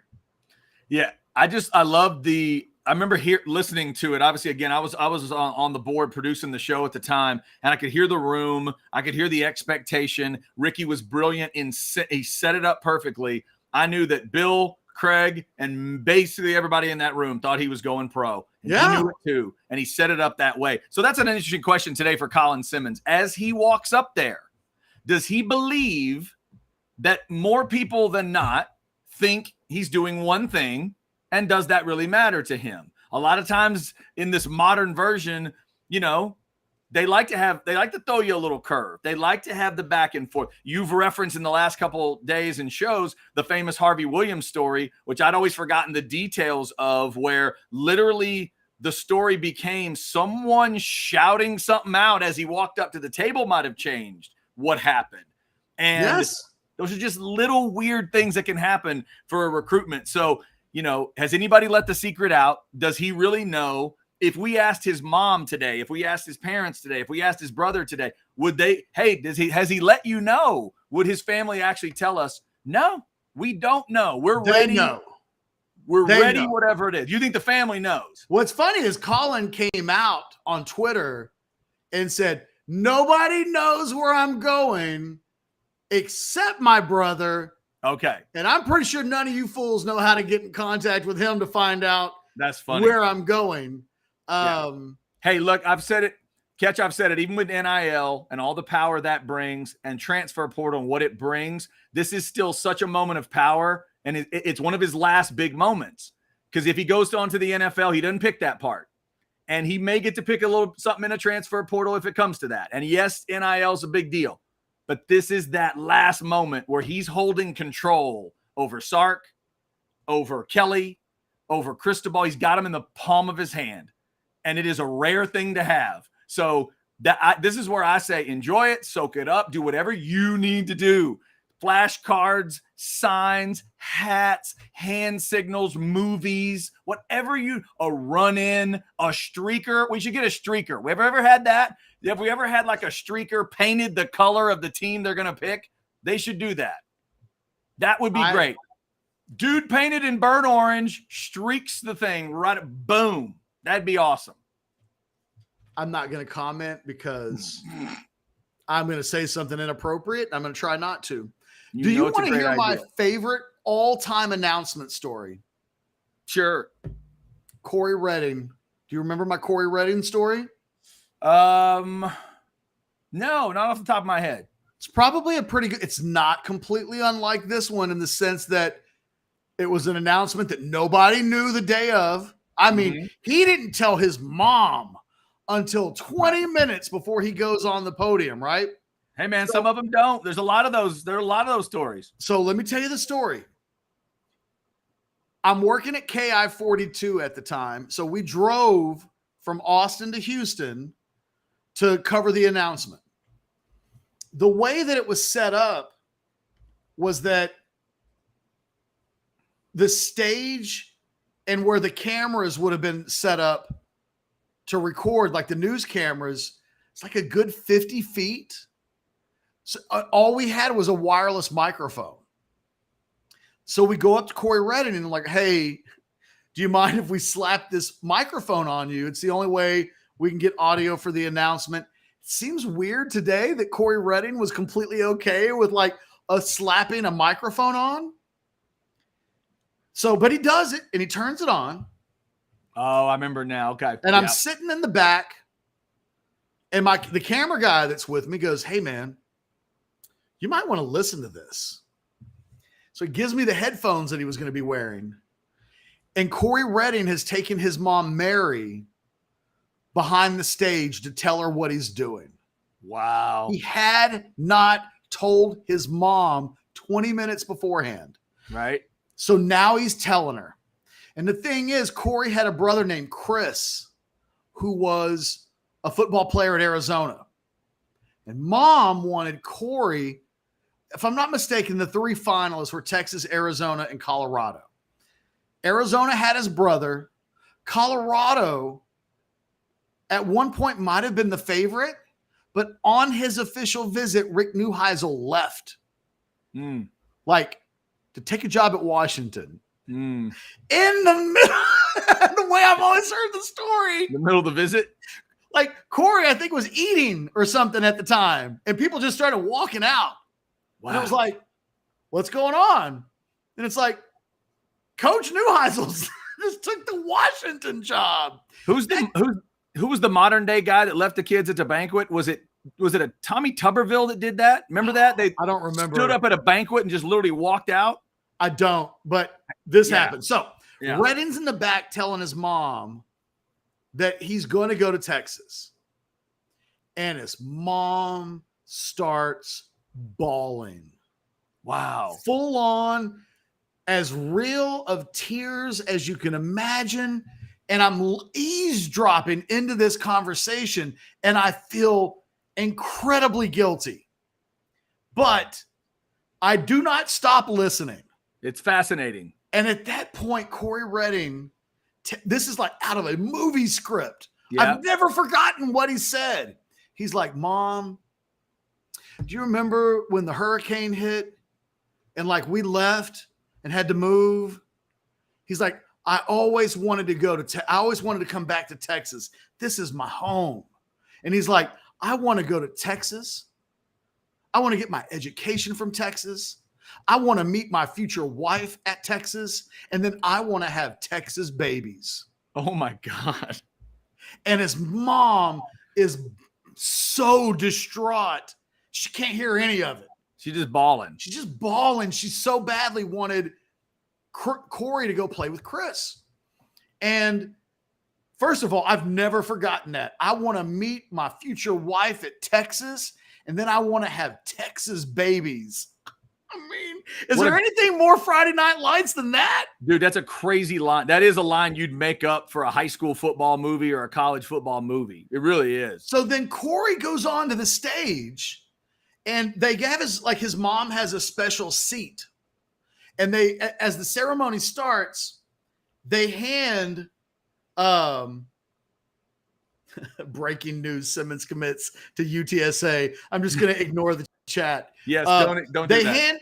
They hand Mary Redding like some flowers, some roses, and she sits on the stage and cries the entire announcement. Wow. She's distraught. She's basically like that mom on the All-Star game that wanted the kid to go to LSU, but he went to Bama. And she can't fake it. She's distraught. But instead of mad, she's just sad. And Corey Redding gets up there and announces that he's going to Texas with all of that drama in the background. Wow. When it's over with, I walk up to Corey Redding to get the microphone off of him. Yeah. And he's like, you heard all of that, didn't you? And I was like, yeah. And he was like, I was in the middle of telling my mom what was going to happen, and all I could think about was that you were listening to me.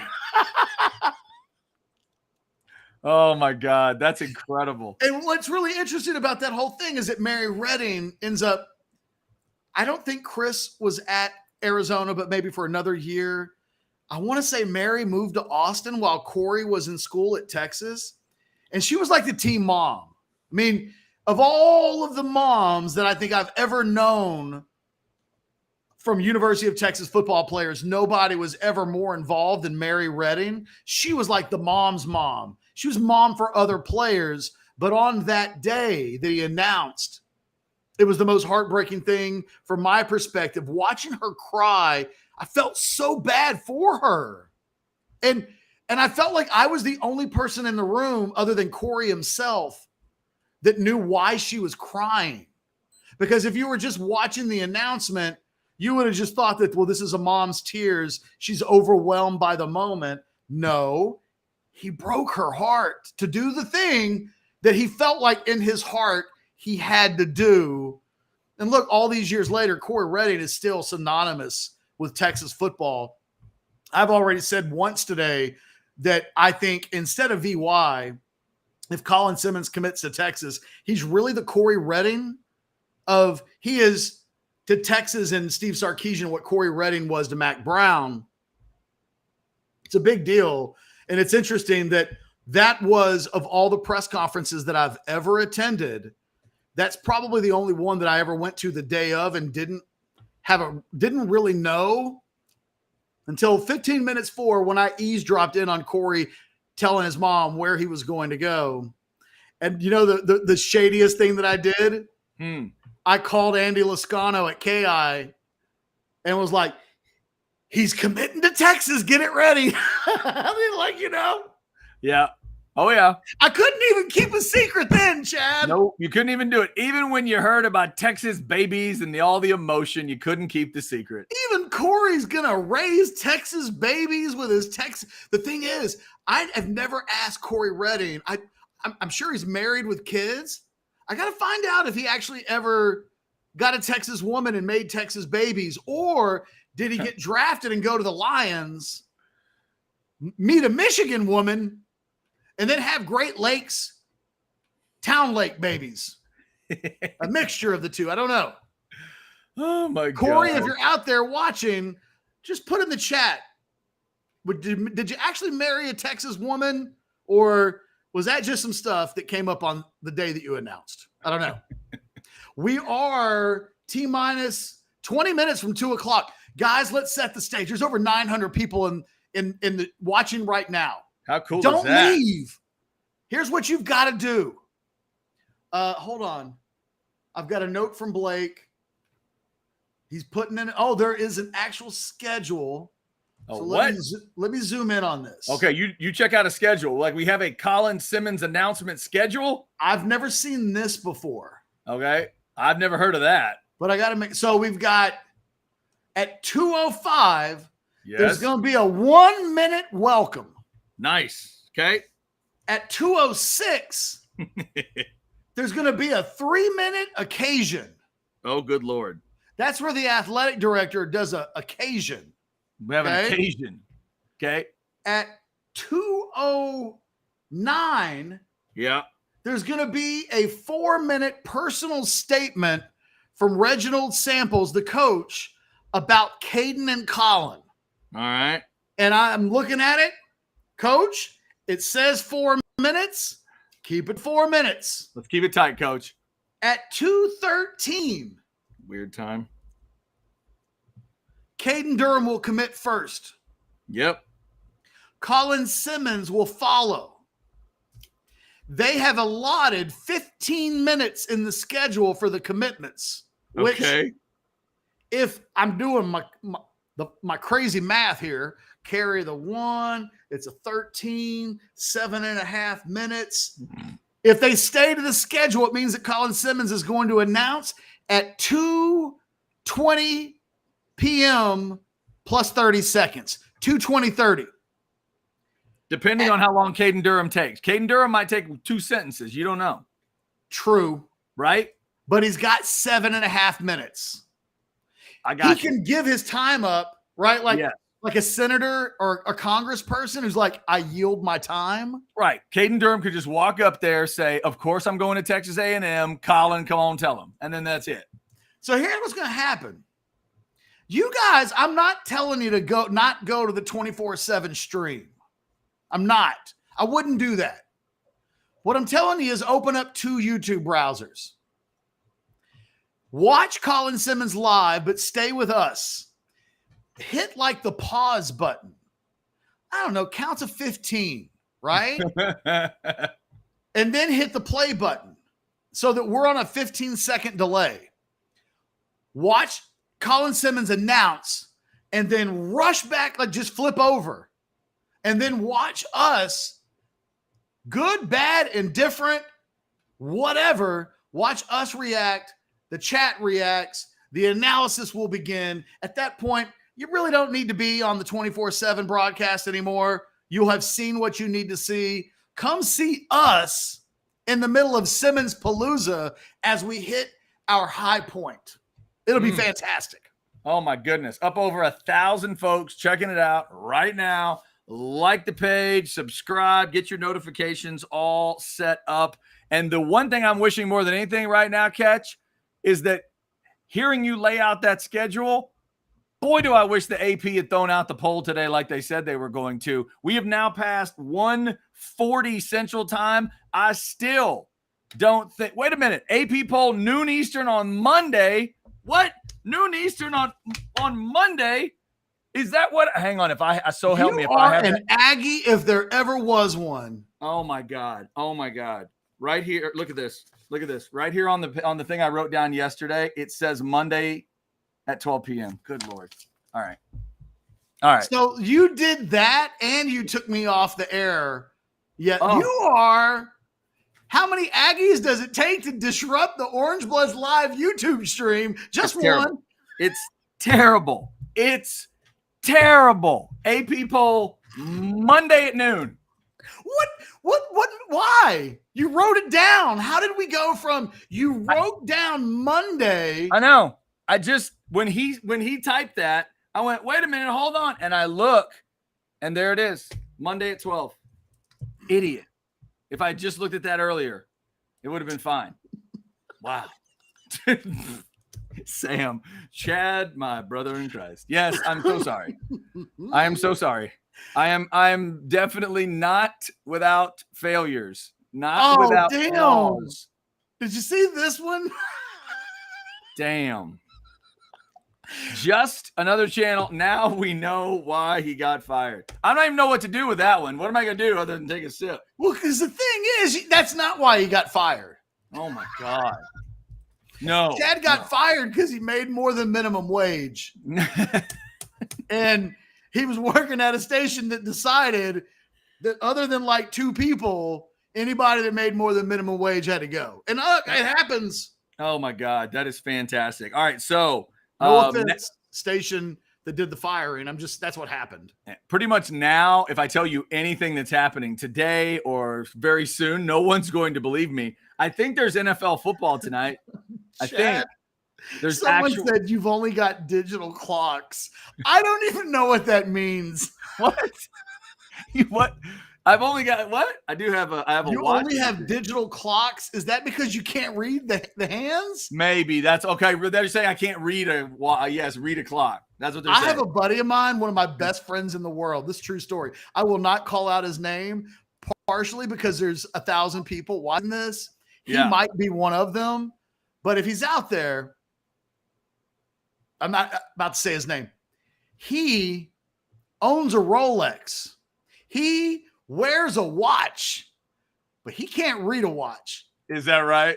He just wears a watch. Fantastic. But he needs to look at his phone to see what time it is. Dang. What's more embarrassing in 2023? If you can't read a watch or if you couldn't tie your own shoes? What's more embarrassing? The shoes. Because I think a lot of people today can't read watches. Okay. That's like reading cursive handwriting. Yeah. Some people just can't do it. Right. Some people and the watches sometimes can be tough to read. All right. So we've gotten through that. I will now stop refreshing the page, looking for the AP poll that will happen on Monday. Please do. Yeah. The triplet Joseph 44, $1.99 super chat. We appreciate you. Collins LSU visit picks were also baseball related. Okay. So somebody else throwing in that Colin Simmons just has kind of a baseball love and vibe and, whatever it is. We got another super chat. Two Hit more before we take our last break. Before we hey, go wait, live. that's not a super chat. How dare you? That's not a super chat. I was going to bring it up. Put that earlier. in there. No, I put that in there because I wanted to make sure I say, how dare you to this evil. The imagine what App State would do. That makes me stop looking at the chat right there. How dare you imagine what App State would do to the Aggies if Simmons committed there? You put that in you did that. Okay. I did that because I was going to get mad at him. I was about to say, I didn't know Blake was that cruel. No, that's fine. You know me, I'm all about self-cruelty. I'll do that. Just like I had just pointed out that I didn't know about the AP poll. Jagmus, who's not Malikmus or Simmonsmus, just Jagmus, says, you got to get Corey on the show now. I mean, I don't know if we can get him on now. I don't have Corey's number. Have you talked to him since that day about it? Oh, yeah. Corey showed up at our Swing for 44 golf tournament. When I say that was freaking 17 years ago. But yes, I have talked to Corey Redding since. I have a personalized Detroit Lions autographed jersey from Corey somewhere that I've just kept forever. So yeah, Corey and I have always been cool. He wasn't mad at me. He was never mad at me. Okay. He understood I had a live mic on and what else was going to happen. So he was very cool about it. Corey was never mad about it. And Corey and I haven't talked to Corey probably in a decade, but the last time I talked to Corey's just one of the best, nicest guys in the history of UT football. So he couldn't have been, no, I don't golf, but I held 2 golf tournaments in 2006 and 2007, the Cole Pittman Swing for 44. One of the unique things about that golf tournament, Paxton, at least in 2007, is that Governor Rick Perry showed up and played at the golf tournament that day in support of the golf tournament, which was kind of a cool thing. I can't say I'm really pro Rick Perry, but kudos to Rick Perry back in the day for showing up at our golf tournament as the only Aggie that played golf for a golf tournament dedicated to a former UT football player who died tragically in a car accident. Yeah, that's very cool. Very cool of him. Hey, Ketch, you want to know how excited people can get on a day like today? Watch this excited, confused chat. If Colin picks Simmons, I need you to read your instant analysis, Ketch, live on air. James, thank you. If Colin picks Simmons, I'm not exactly sure what that means. That's how excited people can get on this day. Hold on. I saw this, and we got to pull this up. Here it is. Simmons just went on Instagram Live and said he's on the highway running late. Even better. Even better. So you're saying that timeline might get thrown off a little bit? Do you know the legend behind Kyler Murray is that on signing day in 2015, you might have heard of Allen High School. They play good football there. Yeah, it's they big. had like 20 kids signing letters of intent that day somewhere. Yeah. Kyler showed up to his own signing ceremony, which was the entire team, an hour late. Wow. And this goes a little bit to the Johnny Manziel, like the enabling that takes place. Right. When one of the coaches that day was asked, like, they're holding up the entire ceremony for Kyler Murray, who's an hour late. The coach said, yeah, well, he's just on Kyler time. Yeah. It can, if you're always like 10 minutes late, you can say Kyler time. An hour? Really? An hour. Hey, tell Kyler we're having lunch at 1. No.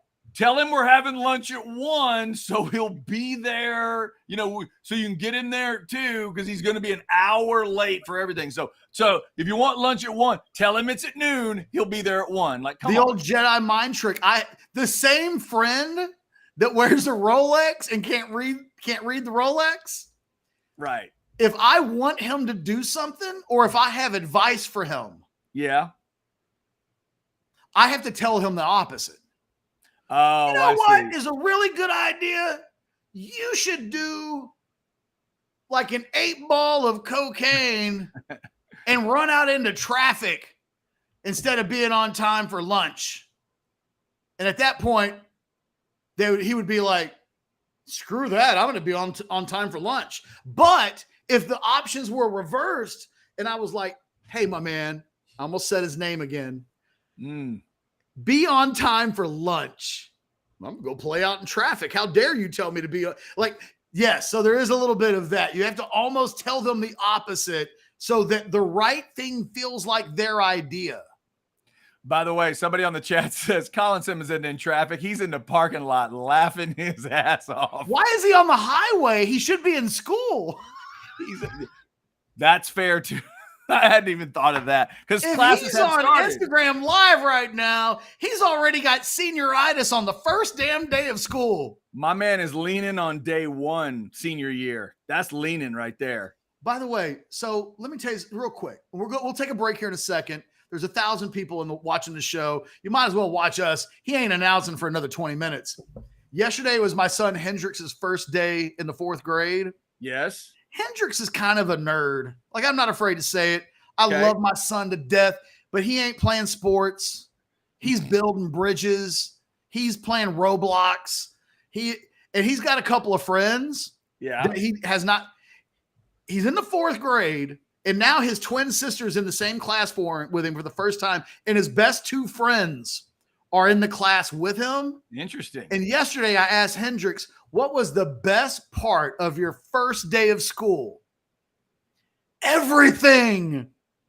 And it warmed my heart that my son felt so good about the first day of school because he had his friends around him and his sister. Anyway, first day of school, Colin Simmons is on the highway on his way to his announcement. Yeah. My son in class, loving the 4th grade. Hey, look, this could just be as simple as he might be on the highway because one of his classes involves some kind of community service he's doing in town, and he just had to go over there and do it, and then he's coming back.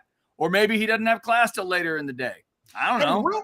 Blake, real quick, put your super chat up, or not your super chat, because why would you super chat us? Put that up about Adam Gorney.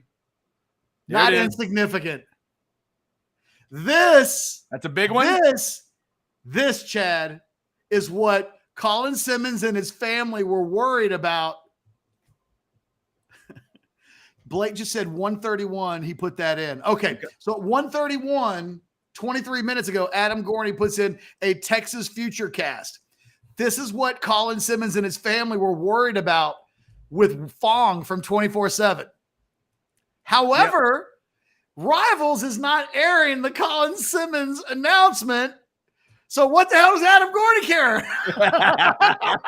Adam did say on our show that Rivals had decided not to get into the betting.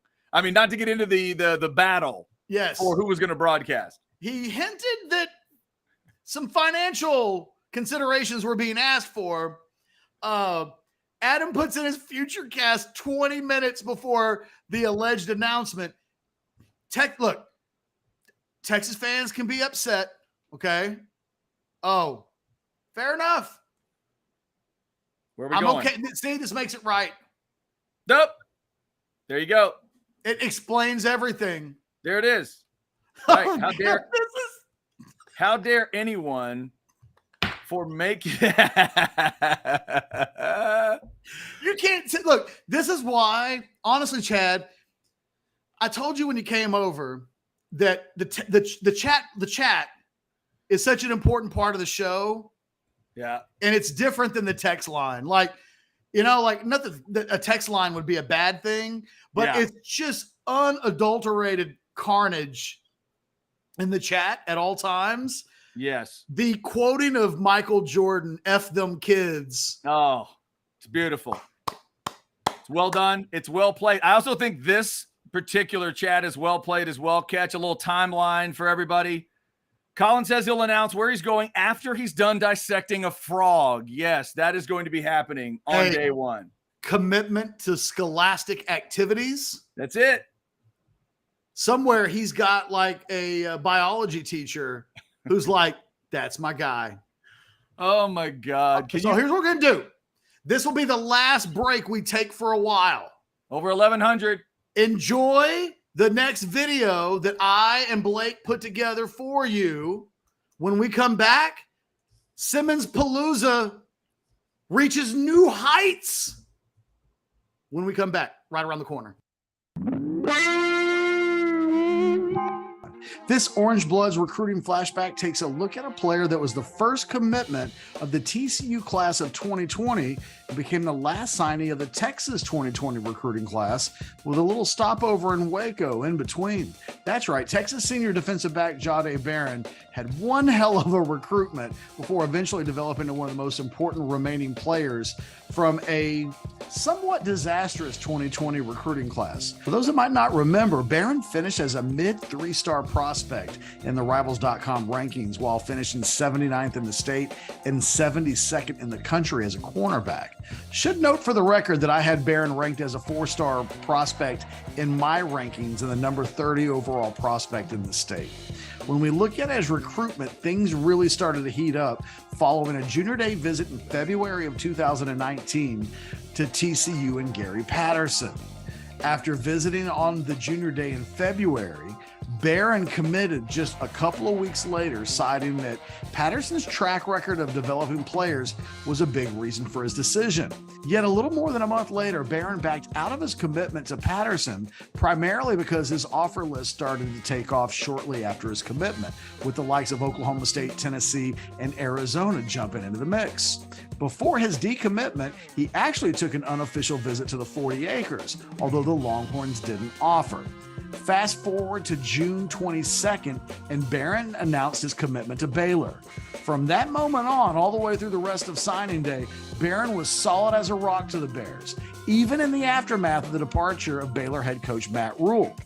Things changed for Baron in April as he asked for Baylor to release him from his national letter of intent. Quote, "Thank you to the Baylor Nation for embracing me," he said on Twitter. "Today, I requested an official release from my NLI to Baylor and will begin looking for a new school to pursue my athletic dreams and career goals." 8 days later, Baron committed to Tom Herman's Texas Longhorns. Flipping Baron was a huge win for defensive backs coach Jay Baron, who had only been in Austin for a few months when he landed Baron. Baron was the 20th and final signee to a 2020 recruiting class that finished 16th in the nation. While Bijan Robinson is famously remembered as the headliner of the class, Baron was one of the 3 lowest rated prospects in the entire group, according to Rivals.com. Of the 2 players ranked lower than Baron, one of them was none other than All-America linebacker Jalen Ford.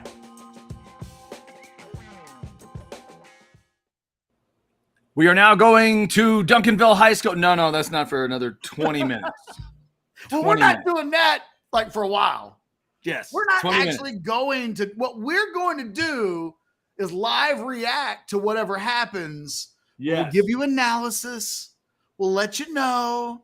There's like 6,300 people watching the 24/7 stream right now. Hey, but we got our like 1,100 plus right now. I'm not upset about that at all. How about that? We got baseball jerseys. There's the scene. I like the simplicity, Catch. You know I'm into the silliness, but hey, you got to do what fits your personality. We've heard he did some baseball vibes on the LSU trip. The kid's into baseball, so I'm excited. Maybe he'll use my idea. Somebody throws him a baseball, he swings, he hits it, and it's like a gender reveal, and we get some powder in the room of a certain color. Let's do that. Can we do that? Yeah. Right? That's what I want. What if he just went out to the baseball field and like whichever text, all the schools get to pick a pitcher. Oh, whichever that's good. pitcher can put the ball on the bat in a way that allows him to go yard, That's where he goes. I think you should drag every media member that made that trip to Duncanville outside, including Aaron Little, outside to the baseball field where it's probably 102 degrees right now. And he should have some coach throw him BP and he smashes the ball and the smoke goes everywhere. That's what he should do. Hey, Chad, let's set the stage. Look, it's top of the hour. We're moments away, and by moments, we're like 20 minutes away from Colin Simmons announcing his college decision. Caden Durham, if you're just joining us, Caden Durham's going to announce first at about 2:13. I love that Duncanville High School has put together a program. Stay on time, fellas. And that's not me. There's somebody, there's like a director in the background that if coach starts doing a prayer or something and it goes too long, someone in the back's just going to go, amen. Amen. Move along. Let's go. They're not staying on that timeline. You know who they have not run that timeline by?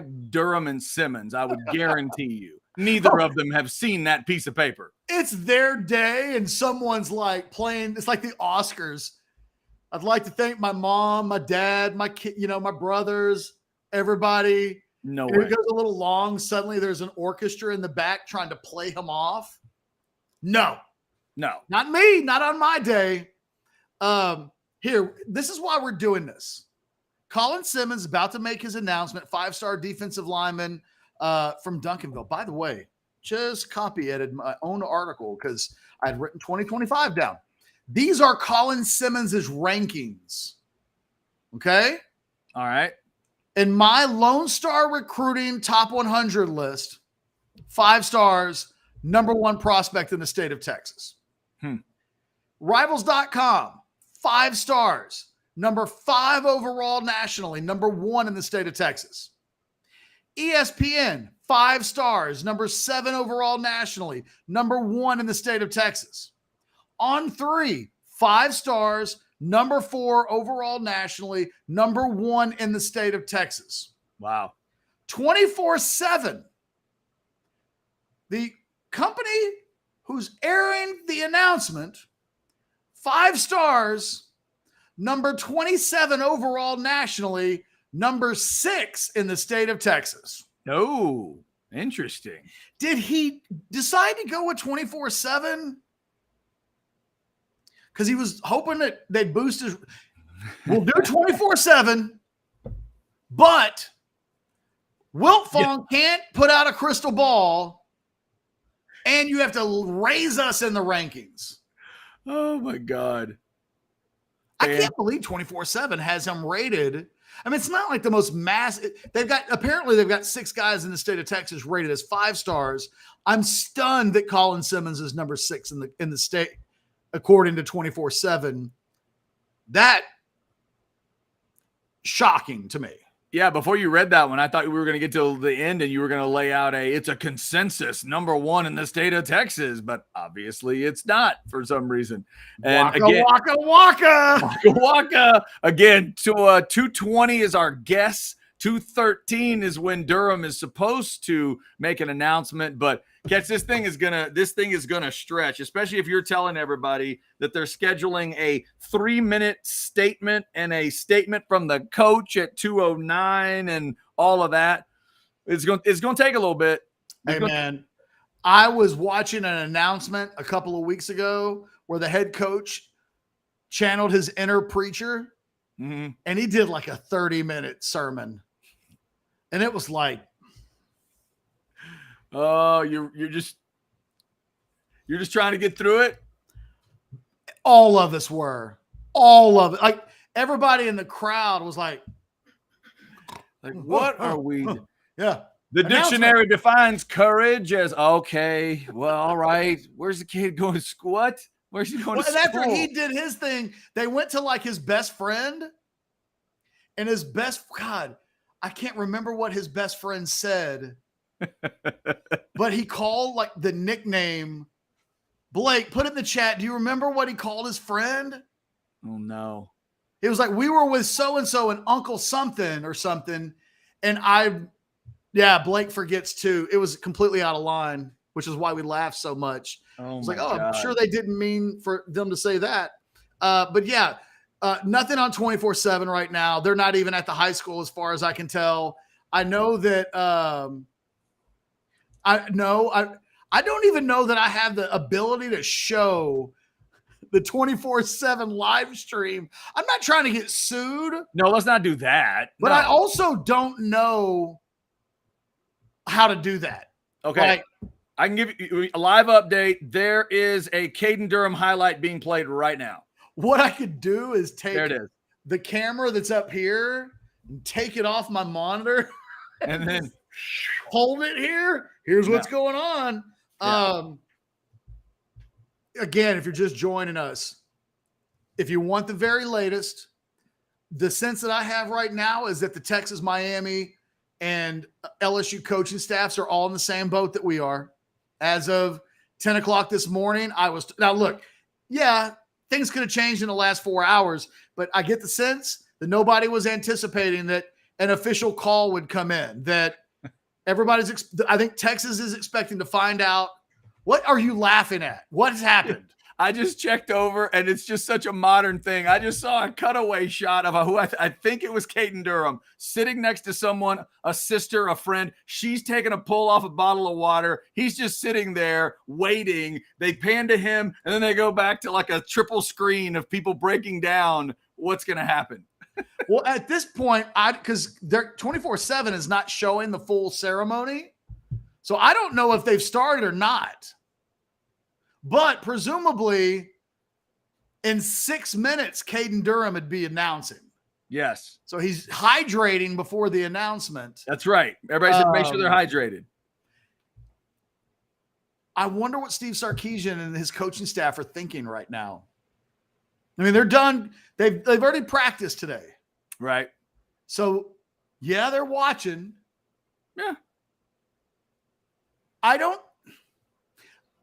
I am thinking back to what I was told on Monday, which when it felt like on Monday, and it's funny, someone mentioned, let me see if I can find it.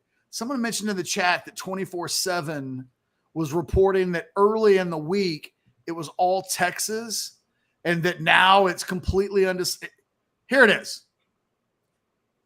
And thank you for the update, but it says, the 24/7 people on the feed were saying earlier in the week it was all Texas, and now it's anyone's guess. That is the opposite of what I've been told from my sources, Chad, that on Monday, if we recap what was happening, so we go back to last week, there was some real fear on the Texas side of things that LSU was going to win the day today. And my sources were constantly telling me, like, look, we're not even tripping one way or the other. Like, he's still coming off of that hot. A week ago, he'd have been like 3 or 4 days removed from visiting LSU, and it was really had just happened, and he was riding that high. So there's some real concern. We get to Monday, and the official position was, my source said, I think it's 70-30. He said it. I confirmed it. We can put it up on the screen if we want to. Blake, you don't have to, but I'm telling this part of the story, that when I asked the source if it was going to be 70-30, that he signs with Texas, but it may be more 50-50 about what happens today, my source was absolutely confirmed it. He was like, yes, exactly. I think it's 70-30. He ends up eventually at Texas. And my source was like, look, the recruitment just starts on Thursday. This is going to go into November. It's going to go into December. I don't even think he should really be announcing, because there's still time where this recruitment, he still has an official visit to LSU lined up. It's almost certainly, even if he committed to LSU, that he'd visit Texas during the fall.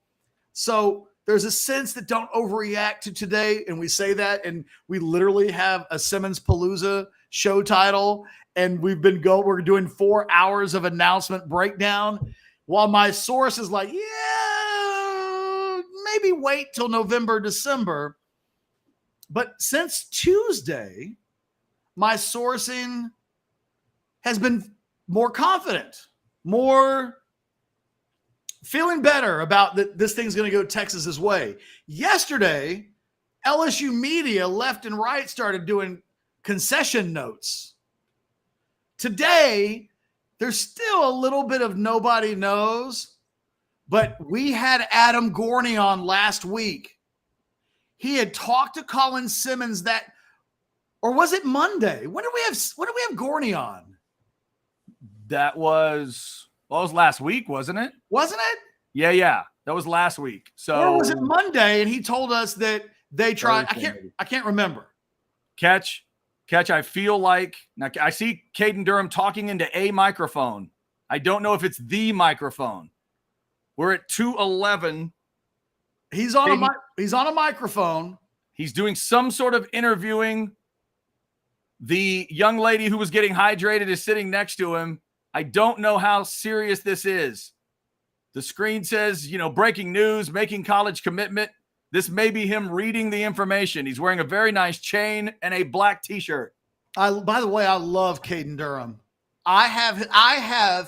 They 24/7 is listing him as 4-star Caden Durham set to make announcement. I have Caden Durham ranked as a 5-star. For all of you people who are like, Ketch only ranks the players that are going to Texas highly. Yeah, Ketch. I have Caden Durham like 3rd in the state. Reaching for something. Wiping his mouth. Oh, Standing up. He's moving. He's wearing a Dennis Rodman T-shirt, by the way. Rodman T-shirt. He's moving. He's walking around the balloons. Now he's out of the shot. We do not see him. He's out of the shot around the balloons. A confused-looking man is trying to follow what's going on. He has no idea. He's turning a screen around. He's confused. Now we're turning the camera. Oh, there's a hat. Oh, the hat goes on. Hat. The girl just faked the A&M hat. This must be a little sister. Fakes the A&M hat. There's an LSU hat on. LSU hat on. It was the Aggie hat deep. And now he's got the LSU hat on. He grabs the LSU hat. Well done, Caden Durham. He did. Okay. Woo. I didn't need that catch. I didn't need that curveball. If you're not going to pick A&M, I don't need the curveball. What are we doing? Come on. What? It's freaking 2:13, and he just handed the microphone over. They're keeping this on time. They really are. Well done, Duncanville. Well done, Duncanville. He is wearing that LSU hat. Caden Durham picks LSU. No shock. The problem is, if I'm not mistaken, wasn't he supposed to? He's got 7 minutes to play with. He does. He could tell us his life story. We were led to believe that at 2, oh, come on, 24/7. Let the kid talk. They break away. They're breaking away before he says any more. We're waiting now. Pins and needles.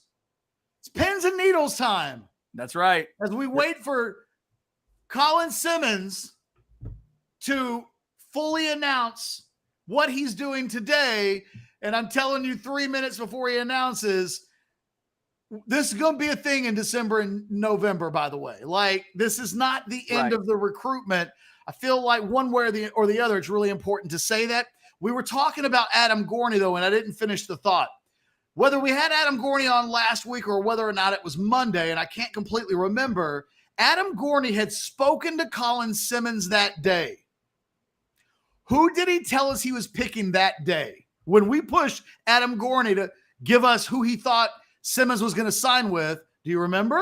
He said LSU. He did. Yeah. And today he puts in a future cast for Texas 30 minutes before the announcement. I'm not trying to ruin the announcement like Adam Gorney just did. I'm telling you, if you're a Texas fan, you can probably take a little bit of a deep breath. Because if Adam Gorney didn't know, Adam Gorney could just not put in a future cast. Right. I mean, nobody looks like more of a jerk and a know-nothing than 30 minutes beforehand putting in the wrong prediction. Yeah, no, that's fair. That is fair. If you're a Texas fan, I think take a deep breath, right? Here it is. Woo saw it out.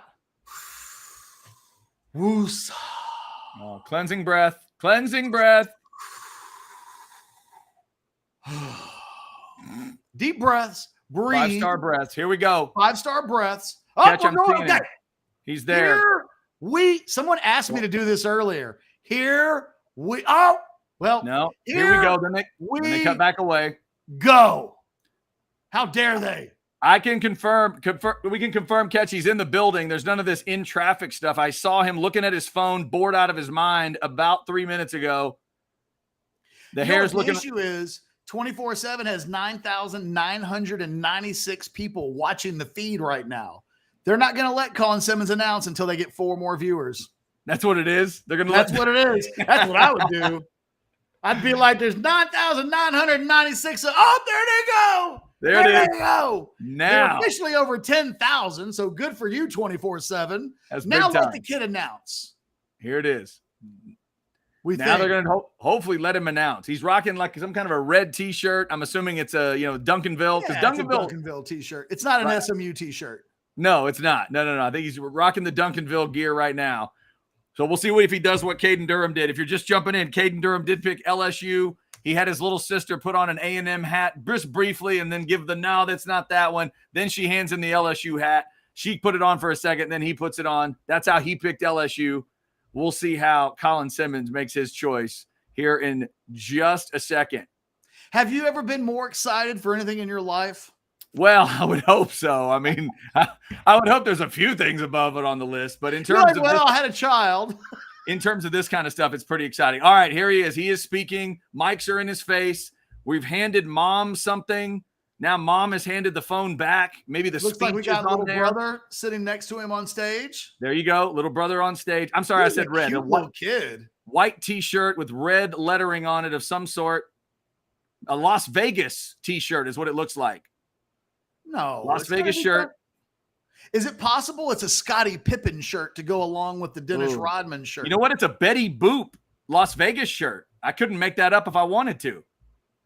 Fascinating. He just cut little brother a look like, if you interrupt me when I'm talking, I am going to push you out of that chair. No, he loves his little brother. He's not going to do that. That's right. He's acknowledging some folks in the room, acknowledging folks to his right and left. He clearly has a script on his phone. Yep, that's the way he should do it. From. Yep. Which is very 2023, right? Like instead of you would have a piece of paper.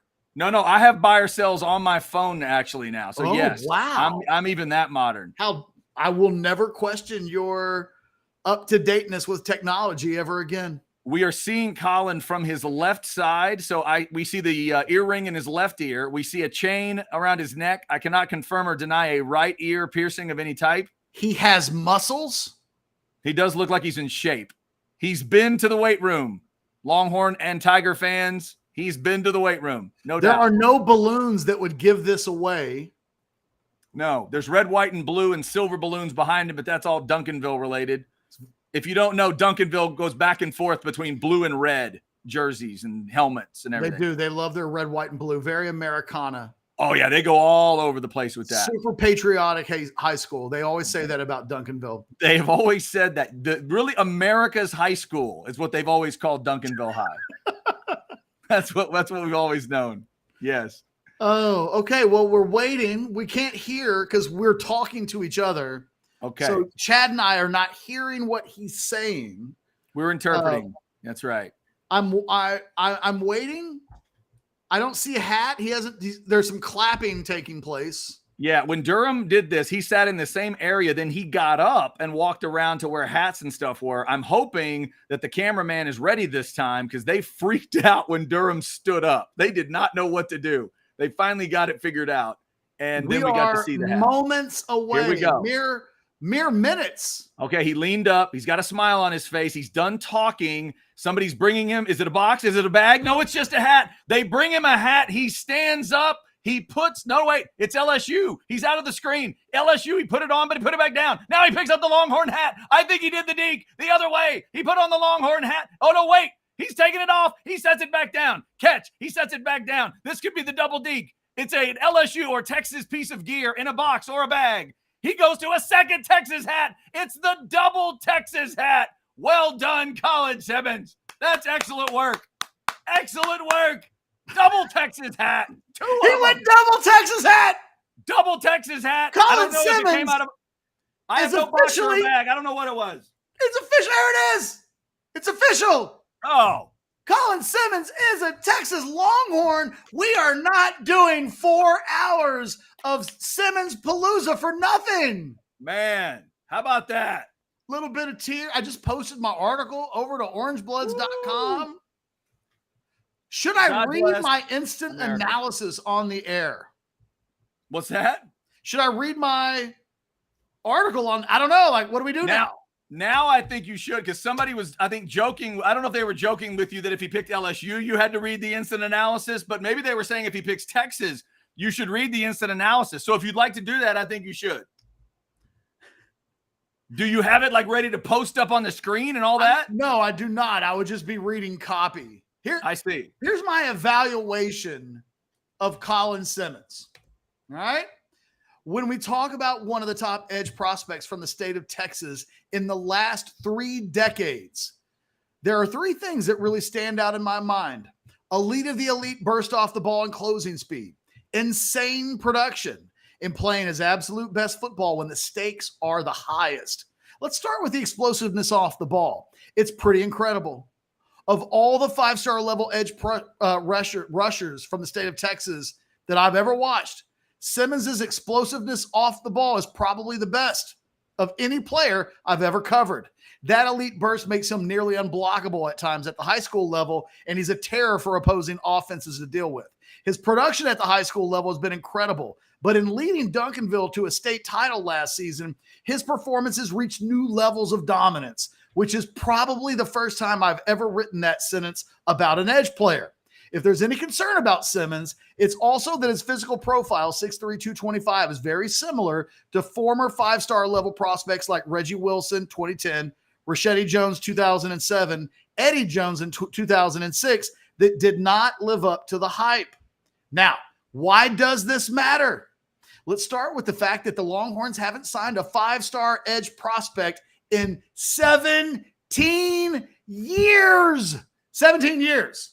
Not only do players and prospects like Simmons not grow on trees in the event that there was an edge rusher tree, but the Longhorns haven't been able to land one whenever they've been available. It can't be stressed enough that this is a prospect that the Longhorns have been dying to land for almost 2 decades. Let's talk about expectations. The moment Simmons steps foot on campus, the expectations will be that he either starts or significantly contributes to the defense immediately. Once he gets on the field, the expectation is that he'll be an all-American level defender / pass rusher that changes the entire scope of the Texas defense. Chad, you want a little math? I love math.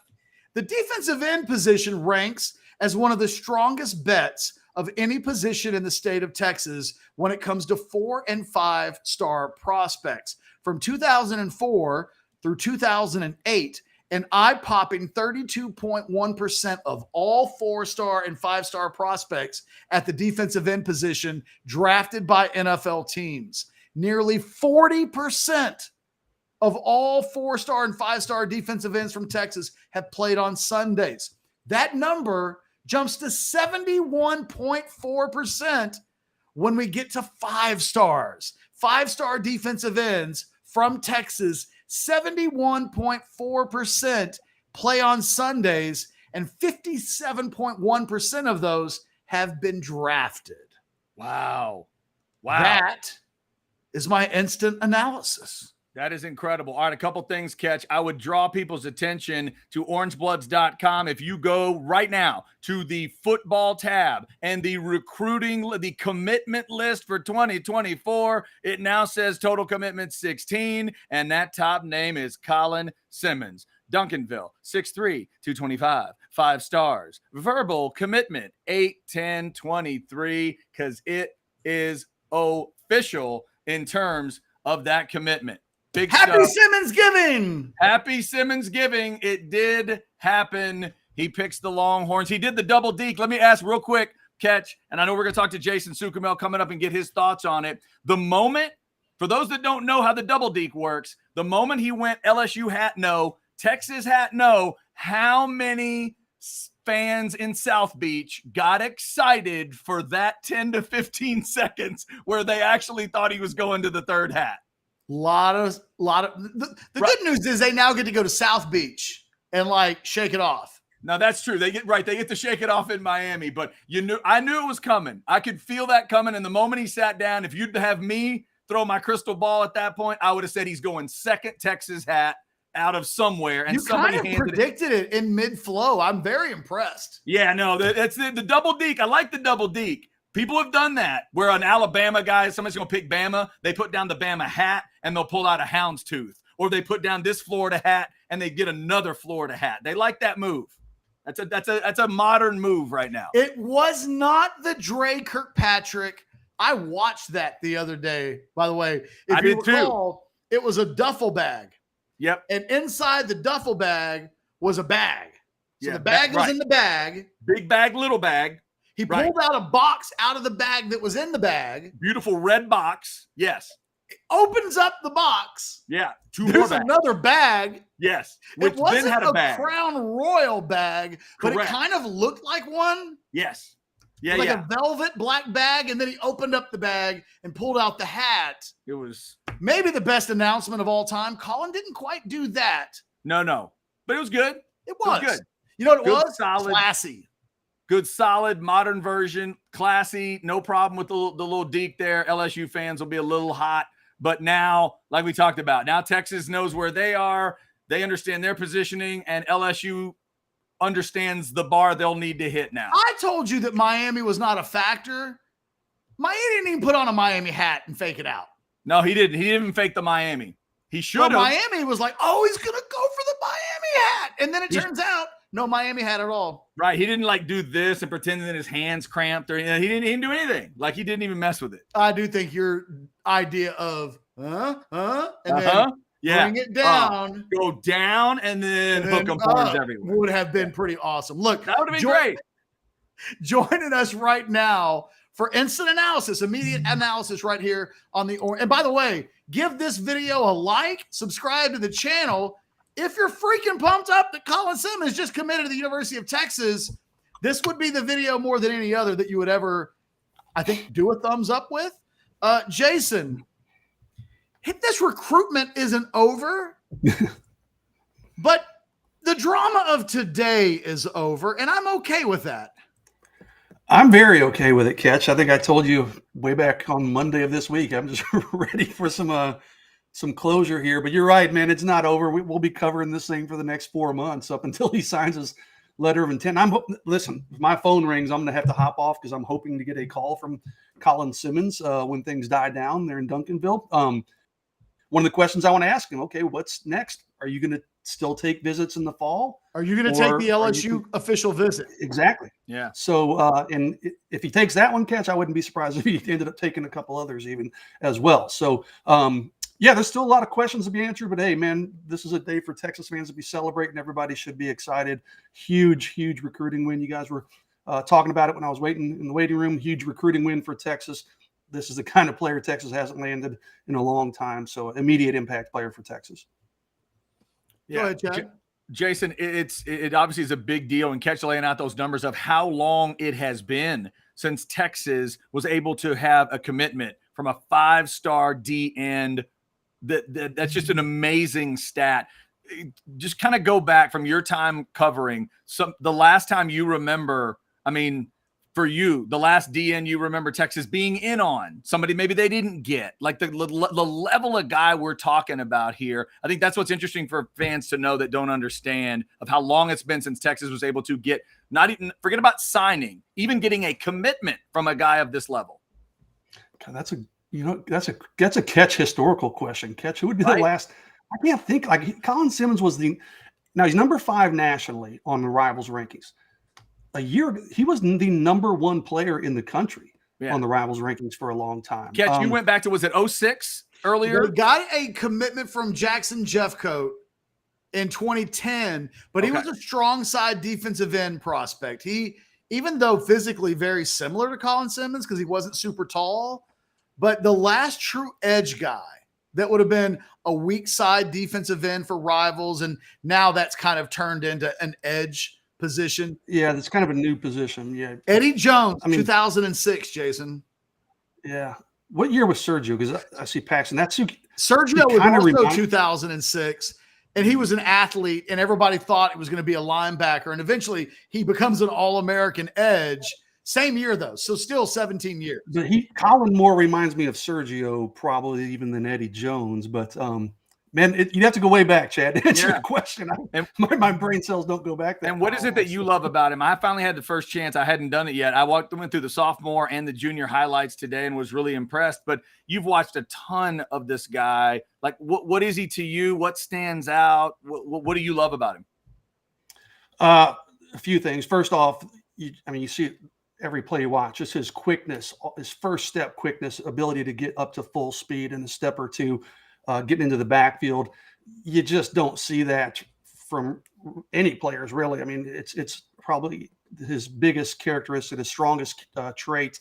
Probably, I would go so far as it's maybe the best I've ever seen. His quickness, his ability to just kind of bend, get low, and turn that corner, change direction without losing any of that speed, any of that momentum. But I think, Chad, maybe the thing that I like as much as the physical characteristics are incredible, but Colin has just kind of a dog mentality, and he has a desire to be great. I mean, if you guys were listening to his announcement, I mean, he wants to get better every single day, and he does, man. He puts in the work. He comes from a powerhouse program, obviously at Duncanville, so he's not doing it at 3A level. I mean, he is competing against the best of the best. He elevates his game in the biggest situations, including the state championship game last year. The physical traits are amazing. The mental traits and just his desire to be good and want to be good and willing to put in the work ethic, put in the work to be great. I don't want to say he's a can't miss prospect because Ketch, he rattled some off and those guys didn't live up to expectations. But this guy's ceiling is, he's legit first round NFL talent.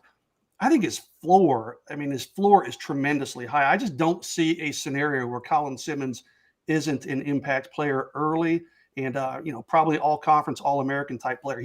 I'll be mildly surprised if he doesn't reach those types of levels.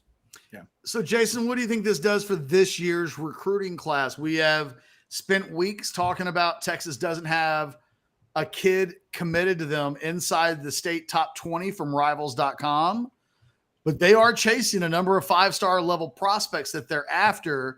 This is the first shoe to drop on that front. Now Texas they only have one guy in the state top 20, but he is ranked number 1, kind of a big deal. Now what? Well, I feel a couple ways about that. I don't think that this commitment from Colin Simmons is going to force other guys to, hey, I'm going to Texas all of a sudden, but sure as hell doesn't hurt, right? With guys like Kobe Black, guys in state, Dominic McKinley, the defensive lineman that Texas is chasing out of Louisiana, who's going to announce on September 1. Recruiting is, that momentum can be contagious. And Texas absolutely had to win this Colin Simmons recruitment. If they didn't win this recruitment, then LSU has that momentum. A lot of these same players, Kobe Black, McKinley, I'm talking about. LSU is recruiting those same players. So what's it going to do? It's going to give, first off, Texas fans will have a big bounce in their step today and this week and the rest of the week, and they should. I think it gives Texas some much needed momentum. You and I have talked about it a bunch, Ketch. It's a kind of a weird year in the state where it's so scattered and guys are going all over the place and leaving the state. Texas did not have a commitment before today from anyone in the top 20 in the state, which is just unheard of in 20-something years. I don't think I've ever seen that. So I think this gives them a little bit extra motivation or a little momentum. These other recruits, man, they want to play for championships. They can now say, hey, Texas has had consecutive top 5 recruiting classes. They're recruiting guys like Colin Simmons, who is going to help Texas compete for championships. Let's join the party. Maybe it helps get a guy like Kobe Black to pull the trigger. Maybe a Dominic McKinley, who I mentioned on September 1. I do think this is I don't think it's going to be a deciding factor for those guys. They're going to do, what's best for their individual recruitments. But I certainly think it helps Texas's cause across the board. Jason Sukamel joining us. Colin Simmons has committed to Texas in the 2024 class. So, Chad, can I hop in real quick? Yeah. Jason, how confident were you 10 seconds before? Not very. And I heard you guys talking when he did the little hat deal, and I was like, "Oh my gosh, is it going to be Miami?" I was the same thing Chad was talking about. Holy crap, is it really going to be Miami? I've got so many questions that I want to ask Colin. He said, "Hey, I made up my mind yesterday." I don't know if I believe that. I don't.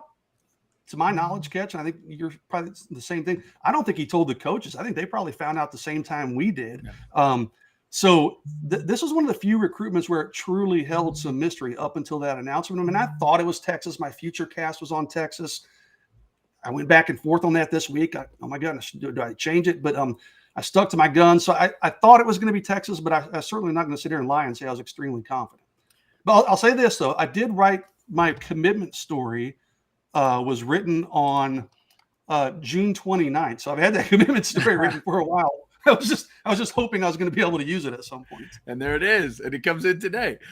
Jason, you mentioned the hoping to talk to Colin and ask him if he is indeed still going to plan to go to that LSU Florida game, the visit that has been talked about. If he tells you no, how much of an indicator is that for you? Like, we know he wanted to play the game up to this point. He's told everybody, you're not going to know with me. You're not going to know until I tell you. So do you think he has now played that game? Or do you think no matter what you hear from him today, he's still going to be playing that game all the way to December? Yeah, I'd love to say if Colin tells me no, that I'm going to be like, okay, he's shutting it down. But the honest answer, Chad, and he may truly be feeling, no, I'm done. Today he's caught up in the momentum, the hoopla. He may be thinking, hey, no, I'm not going to take that LSU visit. LSU is not going to give up. They're not going to go away. So whatever he says today may look a lot different come September, October, November. So, even if he says today that he's not planning on taking any other visits, I still think we'll be keeping an eye on that one pretty close. Yeah. Jason, if we talk, let's talk this out. The 3 to 5 most important reasons why Simmons announces for Texas today. They don't have to be in any specific order, but let's talk them out. Why in our mind this happens today. Do you have a number one? Probably NIL opportunities. If I'm having to rank them, that's probably be my number one. If you're a Texas fan, and most of the people in here are, I think, watching this, it's the thing that I think keeps LSU at distance. That I don't know that there's going to be anything in the next 4 months that LSU can do on an NIL front that's going to trump what Texas has done on the NIL front.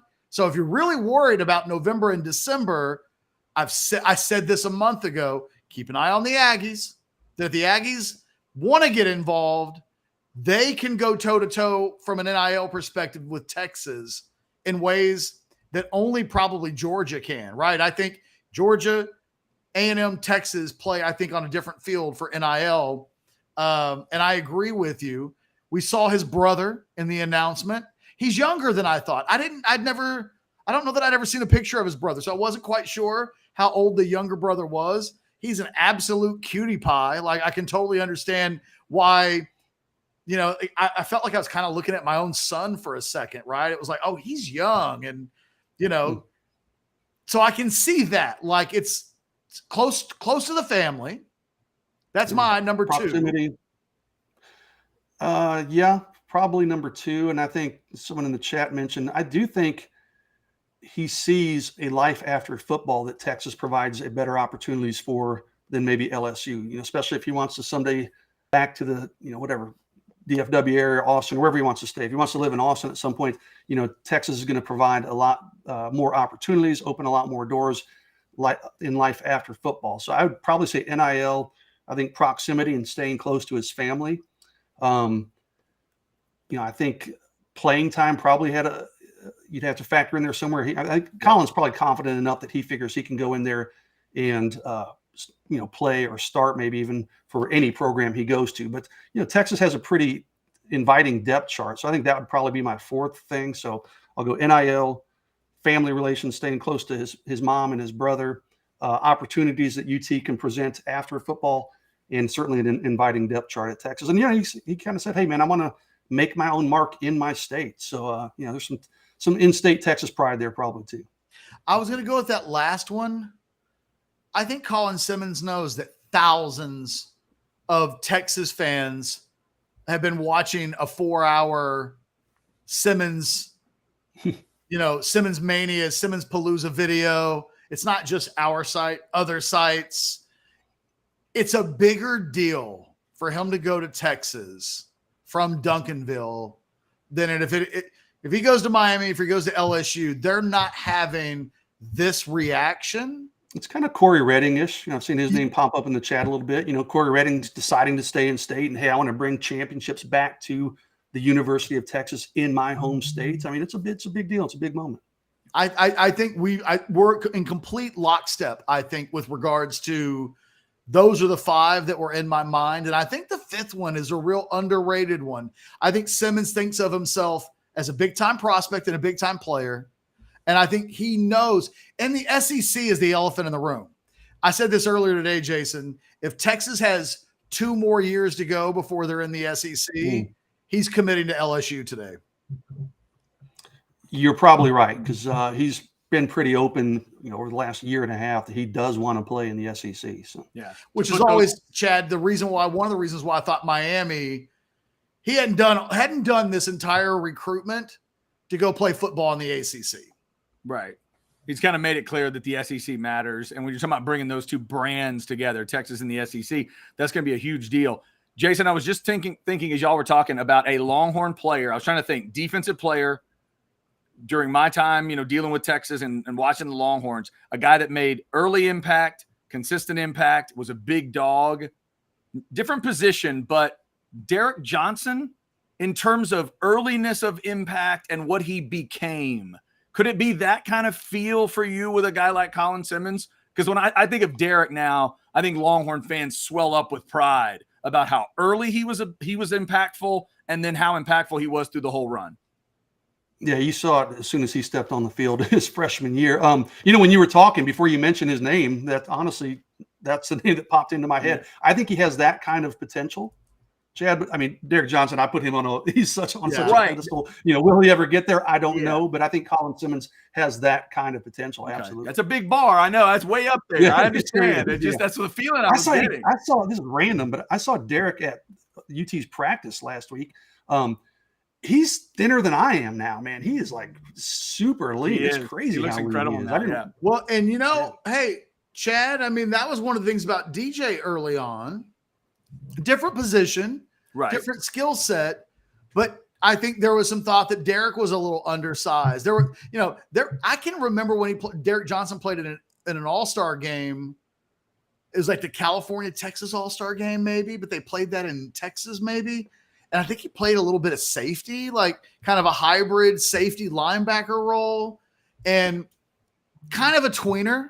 And yet the thing that these 2 guys have in common, exceptional high school football players, right? Derek Johnson was a guy that infamously made 30 tackles in a game against Tyler Lee in his senior year in high school. And it wasn't a fluke. It wasn't like just a fluke night. It wasn't like they could have played that game 3 hours later and he'd had 30 tackles in that game. It's hard to oops into 30 of them. Wow. Damn. That's incredible. Simmons, what have we talked about, Chad? Like the thing that stands out about Simmons for me, in addition to he's so quick off the ball. I read that stat out where he's in the top 1% of guys that Real Analytics is rated in terms of speed off the ball. And since 2009, he's in the top 1% of almost 4,500 plus guys. But it's not just that, right? I mentioned Reggie Wilson was explosive off the ball. You could watch his highlight film and go, that guy is a 5-star player. But he didn't dominate football games the way that Colin Simmons does. Colin Simmons dominates football games like Derek Johnson did, and in the biggest of the big games. And I don't even know that you'd say this about Derek Johnson when he was in high school, because Waco High was never quite that good while he was there. You wouldn't say, well, maybe Derek Johnson was just super exceptional in every game. But Colin Simmons, what he did last year in the playoffs, Duncanville, Reginald Samples had never won a state championship. Duncanville had been coming up short against North Shore time and time again. There's all this pressure on Duncanville to finally get over the hump.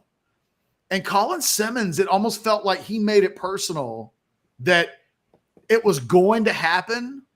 And his fingerprint, and Caden Durham as well, like those 2 guys in the final 5 games of their last season reached new heights, new levels. And Jason, I can't remember a defensive player that I kind of feel that way about with Simmons. It always feels like we say that about quarterbacks, right? Yeah. Quinn Ewers in a state championship game, Cade Klubnik in a state championship game. It's always offensive players. Simmons, although I'll tell you, those ridiculously Westlake defensive linemen were pretty good when they won their state championship. True. But I also don't remember that those guys. I don't remember thinking that they were. I thought those guys were great and dominating games. I don't know. It just felt like if you think about the state championship game last year, he made the key plays. He's making the strip sack. He's forcing. I think he had 2 fourth-quarter sacks. Like there was a moment in that game where it was close. Someone needed to take over.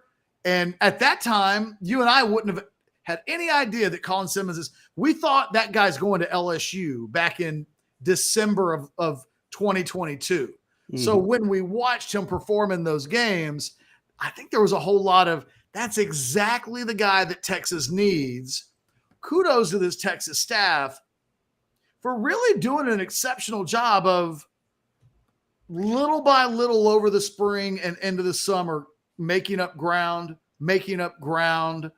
and then took full advantage of the fact that he didn't take his LSU visit during the summer. So when he goes to that Texas visit, Jason, when he comes out of it, it was just a game-changing moment. And I'm with you. Now the first question is about that LSU visit in November when they play Florida. Are you taking that? Because if he says, yeah, I'm still going to take that official visit, like I've been saying for 6 weeks, guys don't get too carried away because in November and December, I think we still have a recruitment on our hands. Yeah, that's like I said, I'll be fascinated to hear his answer to that question and when he told the coaches. And I know he said he decided yesterday, but yeah, it'll be really interesting to hear, what the next steps are. So again, I keep looking at my phone. I've got my phone down here. Every time I get a notification, I'm hoping it's a call from Colin Simmons, but hadn't happened yet. But yeah, it was pretty clear in my early conversations with him that LSU really kind of had his heart, if you will. I mean, it was just a different vibe when he talked about LSU, and it was like, hey, man, what's not to love about LSU? And he just spoke differently about LSU than he did every other school. Texas did a great job. You mentioned just kind of chipping away over the course of the spring. And then getting him in for that official visit, that's when the things really turned and really flipped in UT's favor. But LSU is still going to be a thorn in the side. Texas is still going to have to recruit him almost like he's an uncommitted player. You can't just pull your hands off Colin Simmons now. If you're the Texas coaches, you've got to continue to recruit him aggressively, just like he's an uncommitted player, and all the way until he signs his letter of intent in December. Jason, just real quick on Caden Durham. That was the opening act today, if you will. Tell people about Caden Durham for a second, because he is a badass running back. What did LSU get, assuming that this commitment holds? And ultimately, what did 2 big Longhorn rivals lose? Because OU and A&M are the other 2 teams there. So what did the Sooners and Aggies miss out on today? Home run back, maybe a tad undersized, some people, by traditional standards, but it doesn't matter. I mean, he's able to just get through the hole, and you're not going to catch him once he gets into that second level. So, is he going to be a 22, 25 carry a game back? I don't know. In the college level, maybe not, but it's just elite speed. Again, man, he's kind of like Colin, we said, he's done it at the elite of the elite levels of high school football, doing it for Duncanville and performing, put it on speaker. If Colin calls you, better put it on speaker. But he's just an elite speed back, and never really was that interested in Texas. He actually grew up in Oklahoma, so everybody thought he was going to go to Oklahoma early on. He visits LSU a few weeks ago with Colin Simmons and a couple teammates, and that kind of tide shifted to LSU's direction. But he'll be a handful for a lot of teams in the SEC, because that guy he's dangerous, man. When he gets in the open field, you're not going to catch him. Yep. Jason, my last question for you, and then I'll let you get back to, I'm sure, Orangebloods, the website. Colin will call on the house phone. Hey, Does Colin have your home number? I do. I actually have a house phone, Chad, and everybody goofs on me about it. Like I'm the only one of the few who still. True story, Ketch. I almost did it. You do too, Chad? Oh yeah, of course I do. Simpatico, right? Oh, yeah. I was going to buy like an old old-fashioned phone and set it on my desk as a prop. I went to Amazon one day because everybody gives me so much shit about my house phone, my landline. But it was like $50. I'm like, man, I'm not spending $50 for a gag gift. But I seriously wanted to get like an old-fashioned rotary dial phone and just set it right here on my desk. You got to hit some Austin thrift shops and see if there's something on South Congress where there's like a $2 phone somewhere. And it's like, there you go. I got one last question for you. We'll pull the curtains back. So Travis Gailey, Orangebloods' own columnist, is in Slack. And he's like, got to give Bo Davis credit. This is the biggest recruit he's landed since coming back to Texas. Yeah.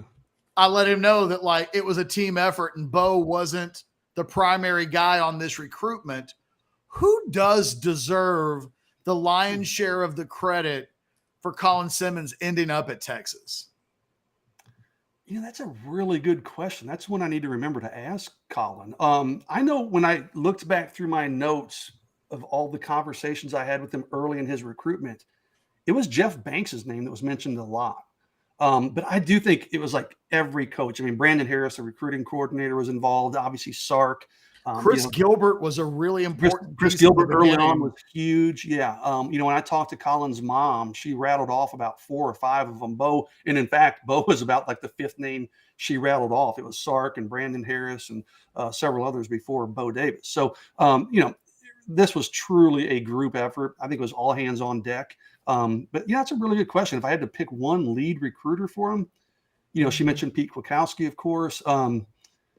I don't know. I might have to go Jeff Banks, interestingly enough, an offensive coach, just because that's the guy, when I look through my old notes, that's who Colin repeatedly mentioned. But it's a really good question. It's, again, one that I'll have to try to remember to ask him. Well, and Blake says, poor Bo. No, not poor. Look, Blake, it's not poor Bo, but Bo he's not really in charge of those edge guys. Like, he wasn't the Colton Vasek recruiter. And, those of Jeff Choate and Kwiatkowski have kind of been primary recruiters on those guys. But on this one, I wonder if he says Banks or I wonder if he says Sark. Because Sark. Yeah. Honestly, probably if I'm picking one coach, it probably would be Sark. Yeah. I'm picking, it's kind of unique to go with the head coach. But I mean, Sark was definitely directly involved. They can do a top 5. So that when people bring this up, we can say, hey, just so you know, according to Simmons himself, he ranked the coaches in order for most important in his recruitment. Sark 1, Banks 2, but we don't really know the answer because it has been a super total team effort. And I think that's the biggest kudos you might give to the Texas staff. They didn't lean on one guy. The head coach got involved. The tight ends coach got involved. It was everybody, and I think Simmons felt that. And again, when we talk about why Simmons made his decision, Jason, the importance of his commitment to Texas superior to what it would have meant for LSU and Miami. No disrespect to those schools, but even the effort that the staff made with regards to it's all hands on deck, and if it takes 10 of us to get this done, then that's what it has to be.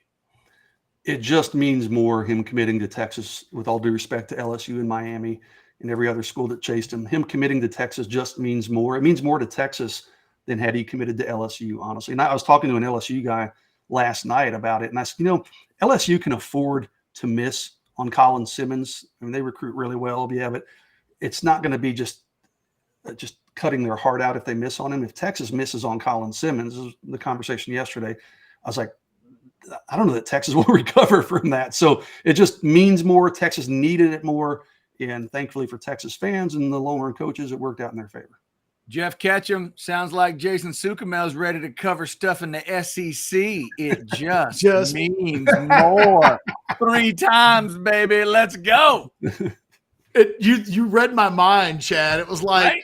He's cutting an SEC promo right now. That was so good. I'm waiting to see Marty and McGee and some Sark bits and stuff. I'm ready. Let's go. We've got Peter Burns coming on next week from the SEC Network. Good stuff. You just need to let Peter know Jason just dropped an SEC promo. Can we get you on right now? That is it. Hey, Jason, last thing. Anything else as we we're kind of emptying the clip, right? What coaches are most important, how important he is. Anything else from your perspective that we haven't talked about yet that's important to note? I'll be interested to see, Ketch, how this maybe affects other kids at Duncanville. I mentioned I was talking to someone with LSU connections last night. This person swears they're getting DeCorian Moore, the 5-star receiver for next year's class. In fact, he said it's going to happen pretty soon. Like, he was that confident. But the same person also thought earlier in the week Colin Simmons was a lot to LSU too. Okay, just for the record. Yeah. So I'll be interested to see what kind of ripple effect it has with other recruits, but also just within that Duncanville program. You can build a pretty good base of talent just by recruiting that Duncanville program. So, and I think Colin Simmons is influential enough and respected enough within that program, even, that he could create some waves with a guy like DeCorian Moore and some of their younger players. So I'll be curious to see what kind of ripple effect it might have. Jason Sukumal, Orangebloods.com, managing editor. What is our official title? I feel like you got 9 of them. Yeah, you're managing editor. You're old recruiting. grumpy old fart. Yeah. he's got a business card with a paragraph on it that says all of the titles that he's had since 2002. Jason, well, you and I can both. Not that, it's just 70-30. Like, I was really prepared. Like, oh God, I did that on Sunday. Somebody asked me to handicap it. I saw yesterday, you're like, no percentages. Yeah. And then, like, on Monday, there's a little bit of hedging. And then it was like 70-30 on your tomb. And it was like, oh God, no. Jesus. So it's glad to be put. What's up, Marcus Myers? Glad to see you. Marcus Myers, a very, very happy national championship member of the Texas football program. Hey, gotta go, guys. Oh, there it is. There we go. There it is. Phone's ringing. Phone's ringing. Man took himself off the show like that. That tells you how important we are. Well, because that was probably Colin Simmons calling him. That's not you or me. But you know what? He made a segue in his final comments that we haven't really talked about. I did a big thing on the show about this last night. So let's do it right now. DeCorian Moore, number 1 prospect in the state for next year, also from Duncanville High School, a wide receiver, a guy personally that I, at the same time in their careers, I would rank ahead of Evan Stewart. I would rank ahead of Jonte Cook. I would rank ahead of Micah Hudson.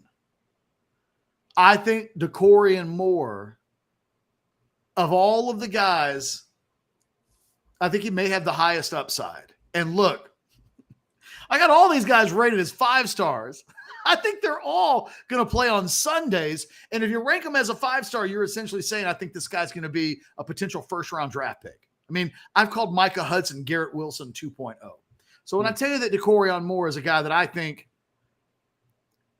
I would rank ahead of all of these guys, that means I would rank him ahead of a guy that I've described as Garrett Wilson 2.0. He may very well be leaning to LSU right now. He may very well commit to LSU right now.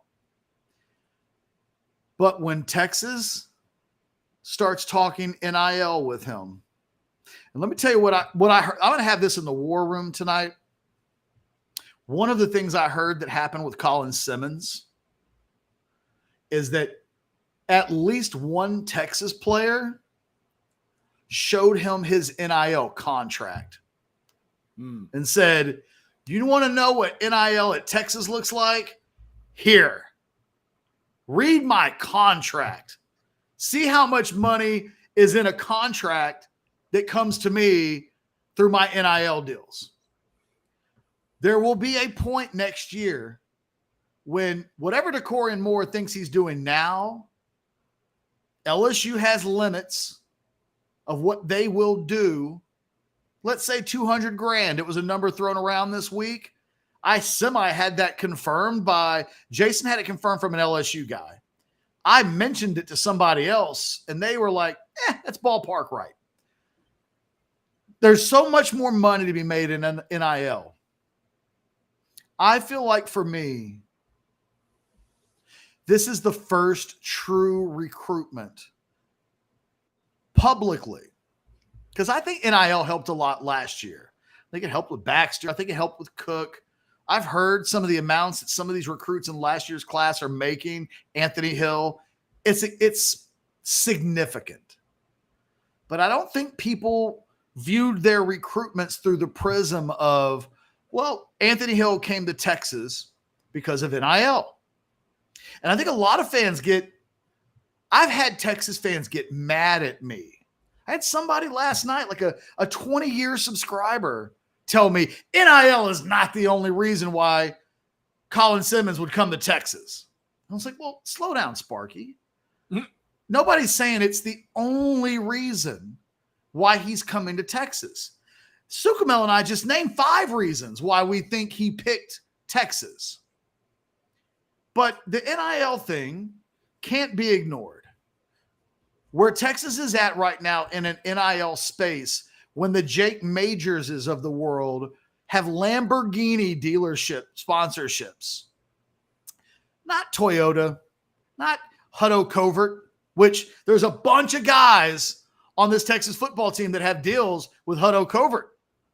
I mean, I think Xavier Worthy has a deal with HUDL Covert, if I'm not mistaken, or at least he's got a vehicle from HUDL Covert. But what they're doing right now from an NIL perspective right now is at a level with Georgia and Texas A&M, and below them are the LSUs, Ohio State. Ohio State isn't within a 10-foot pole of Texas on the NIL spectrum in football. Now, Texas isn't killing it in NIL and all of the other sports quite like they'd like to, the way LSU is in women's basketball, the way that LSU is in baseball. LSU's women's basketball and baseball programs have better NIL programs right now than the football team. Football team seems to have some limitations. I don't get the sense that Texas has any limitations. And I get the sense that this week, part of what was happening in the back and forth of, is he going to go to LSU? Is he going to go to Texas? There were some sneaking suspicions that Texas, this might have been they're trying to get more money out of Texas discussion. And the kind of feedback I got from people that I talked to at Texas was, go ahead. LSU is so far away from Texas on NIL that they kind of just disbelieved. There wasn't we're going to panic and suddenly rate. Remember I told you yesterday, if someone's offering you $500,000 and someone's offering you $1 million and you want 1.5, you got to find a way to get the guy that's offering you $1 million to bump it up. I think Texas feels like it's so ahead of the game right now on this front that they don't believe that anybody's coming close to them. They don't believe that, you know what? Don't tell us. There's no way LSU's touching us on NIL. There's no way that Miami, even though they're well known in the NIL fronts. Hey, what's up, dogs? Mm-hmm. You know what that might be? A sign that my kids are close to being home. I don't know. It also might be a sign to wrap things up. I don't know. By the way, Ketch, hit the mute button in a second. Shut up, dogs! Ketch, should we let everybody know, since we have crossed the 3 o'clock hour, the plan today was for us to go past 3 o'clock. So for those that are broadcast fans and looking forward to Rod Babers, Rod's going to crank up at 4, or yes. Are we going to hand a baton? No, I don't know how far we're going to go. I mean, We might wrap up in 5 minutes. We might wrap up in 30 minutes. We're still waiting to see if we can get Colin Simmons. Right. Now, it's probably more unlikely than likely. Like, at full transparency, there's no commitment. But one of the things, I also wanted to get Aaron Little to come back on with us once this is over with, to kind of give us he's talking to Colin Simmons right now. So Aaron is? Yes. Excellent. And that he's getting an interview. God, let me see what did Jason send me a message? Hold on. And when Jason said he had to go, he told us he would have to go if Colin Simmons called him. So that was my interpretation. Okay. Sukamel sent me a couple of notes. Okay. Sukamel says only got a couple of minutes with him, and then he had to go. But he did say he's going to take the LSU official visit. Okay. He also said that Jeff Banks was his primary recruiter. Wow. So Sukamel was right. Yeah. Jeff Banks. That obviously is an unexpected one would be unexpected for Longhorn fans to think about. That'd be your guy, but that's great. By the way, and look, that's why one of the reasons why Jeff Banks came to Texas. When Jeff Banks had a reputation of being a super recruiter. I think there's been some fans who've been like, you know what? Waiting to see this Jeff Banks. Like, where's the impact? Because Jeff Banks hasn't signed a tight end yet of that ilk, right? So he's the tight ends coach, and it's like, where are 5-star tight ends? This one, I think you can put Jeff Banks' name on, and the way the same way a Tim Brewster tight ends coach was the primary recruiter for Vince Young back in the day.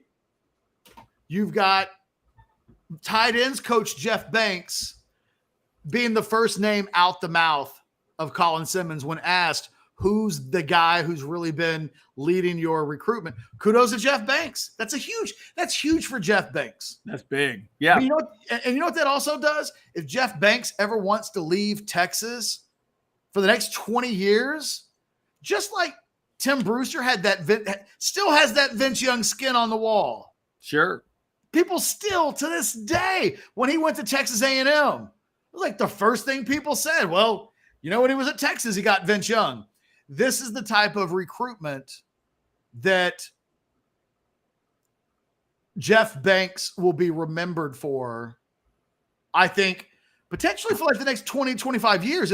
If Colin Simmons ends up being the guy that he has a chance to be, Texas's version of Von Miller. I mean, that sounds fantastic. Just saying that out loud. I also don't say that lightly.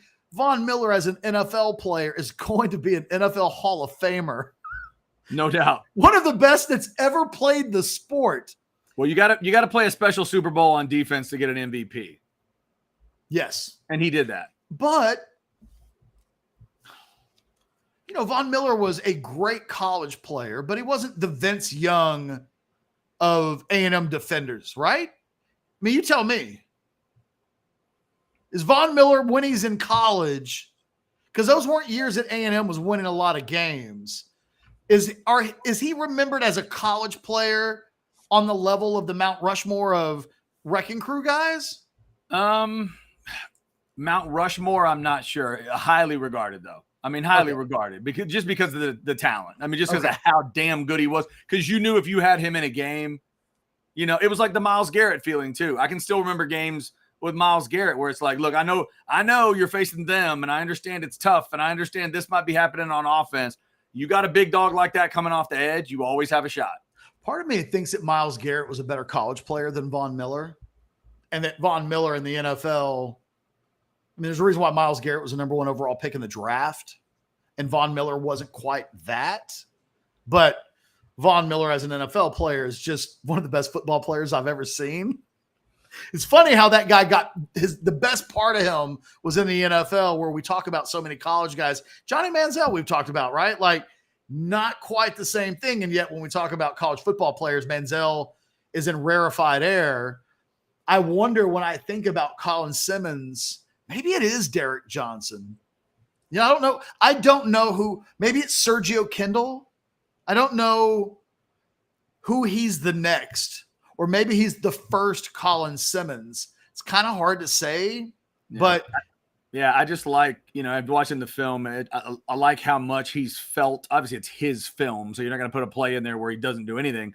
But even when it's on that highlight film, he just impacts everything so much. And today, it's a big congratulations day for Texas fans, and you have that confidence, and you hope everything holds in December. But, Ketch, we know there's something cool, yes, about having offensive talent and all that and creating the offense. There's just something extra special, though, when you got somebody that can destroy on defense, and it makes a crowd pop differently, and it gives you a different confidence as a fan base. That's the kind of guy we're talking about here, and that's so huge. It's also huge considering the thought of Colin Simmons whatever that first year is going to be, second year, ramping it up in that sophomore year, first year for Texas in the SEC. You want to hear something funny? Blake is comped to Orangebloods. Yes. But Blake all day has been locked out of Orangebloods because his comp expired. Nice. And the head of rivals.com is the guy that I go to when I have comp issues. But when I sent him, I need to get Blake, I was like, emergency, need to get Blake recomped. I got an automated email that was like, I'm on vacation and I won't be back till the 17th. Wow. That's fantastic. So Blake's in Slack telling me that he wants to put the link to the OB live on Orangebloods and do all, but he can't. Oh, Blake can't be on Orangebloods on one of the biggest days. Blake, I'm so sorry. Blake, can you join us real quick? Can we talk this out? By the way, crazy. Rod Babers is going to be on at 4:00. 4:00. Okay, very good. And by the way, just to clarify, once again, I have something wrong because I'm on a string of those now. Colin Simmons' first year will obviously be Texas' first year in the SEC. His freshman year would be the first year in the SEC, not his second year. That's my Blake, bad. we don't even need the camera. I'm sorry you're locked out of Orangebloods. No, it's fine. I just wanted to get the message out to the people. That's all I was You just want to do your job. Blake, is there any truth that you sent me a message that I was supposed to re-up your connection and I didn't do something and that's why you can't get in? Is there any truth to that? No. It wasn't Tanagi's fault this time, Chad. Okay. All right. I'm just going to say I've been taking a lot of blame and I needed it lately. So if you want to pile on to me, I'll take that. No. I'm pro Chad on this one. No. Okay. Excellent. I appreciate it.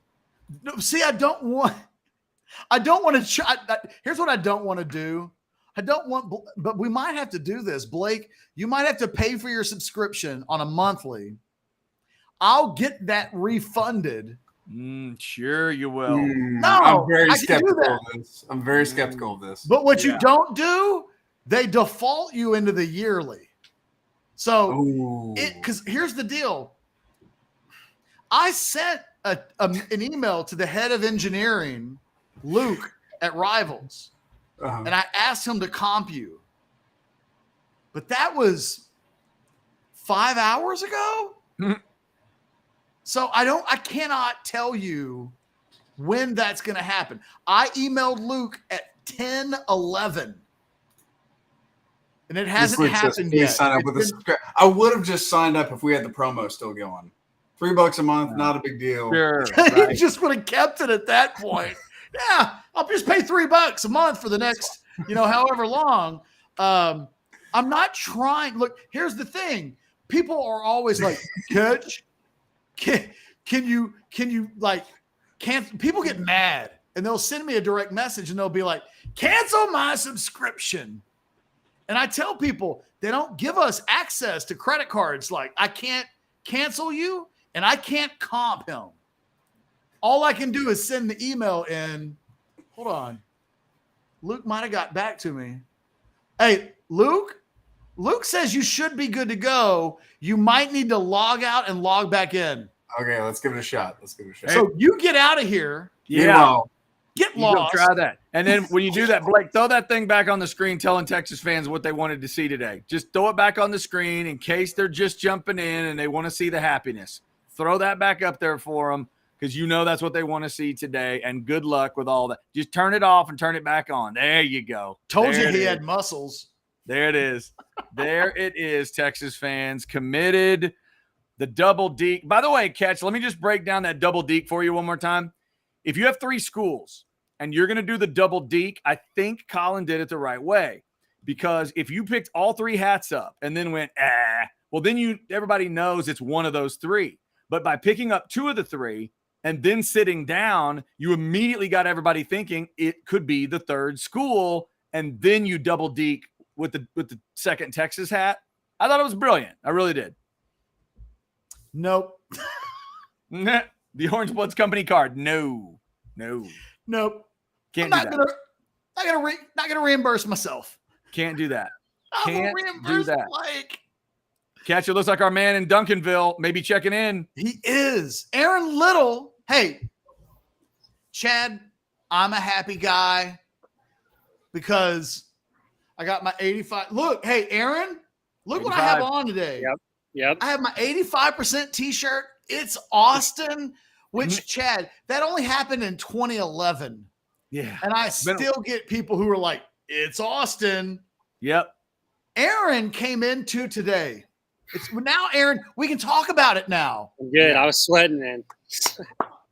I thought I was Aaron. We were thinking of you when he did the hat switch. Yep. Because we were like, Aaron, heart pounding out of his chest because amongst the Texas baseball community, Chad, Yeah.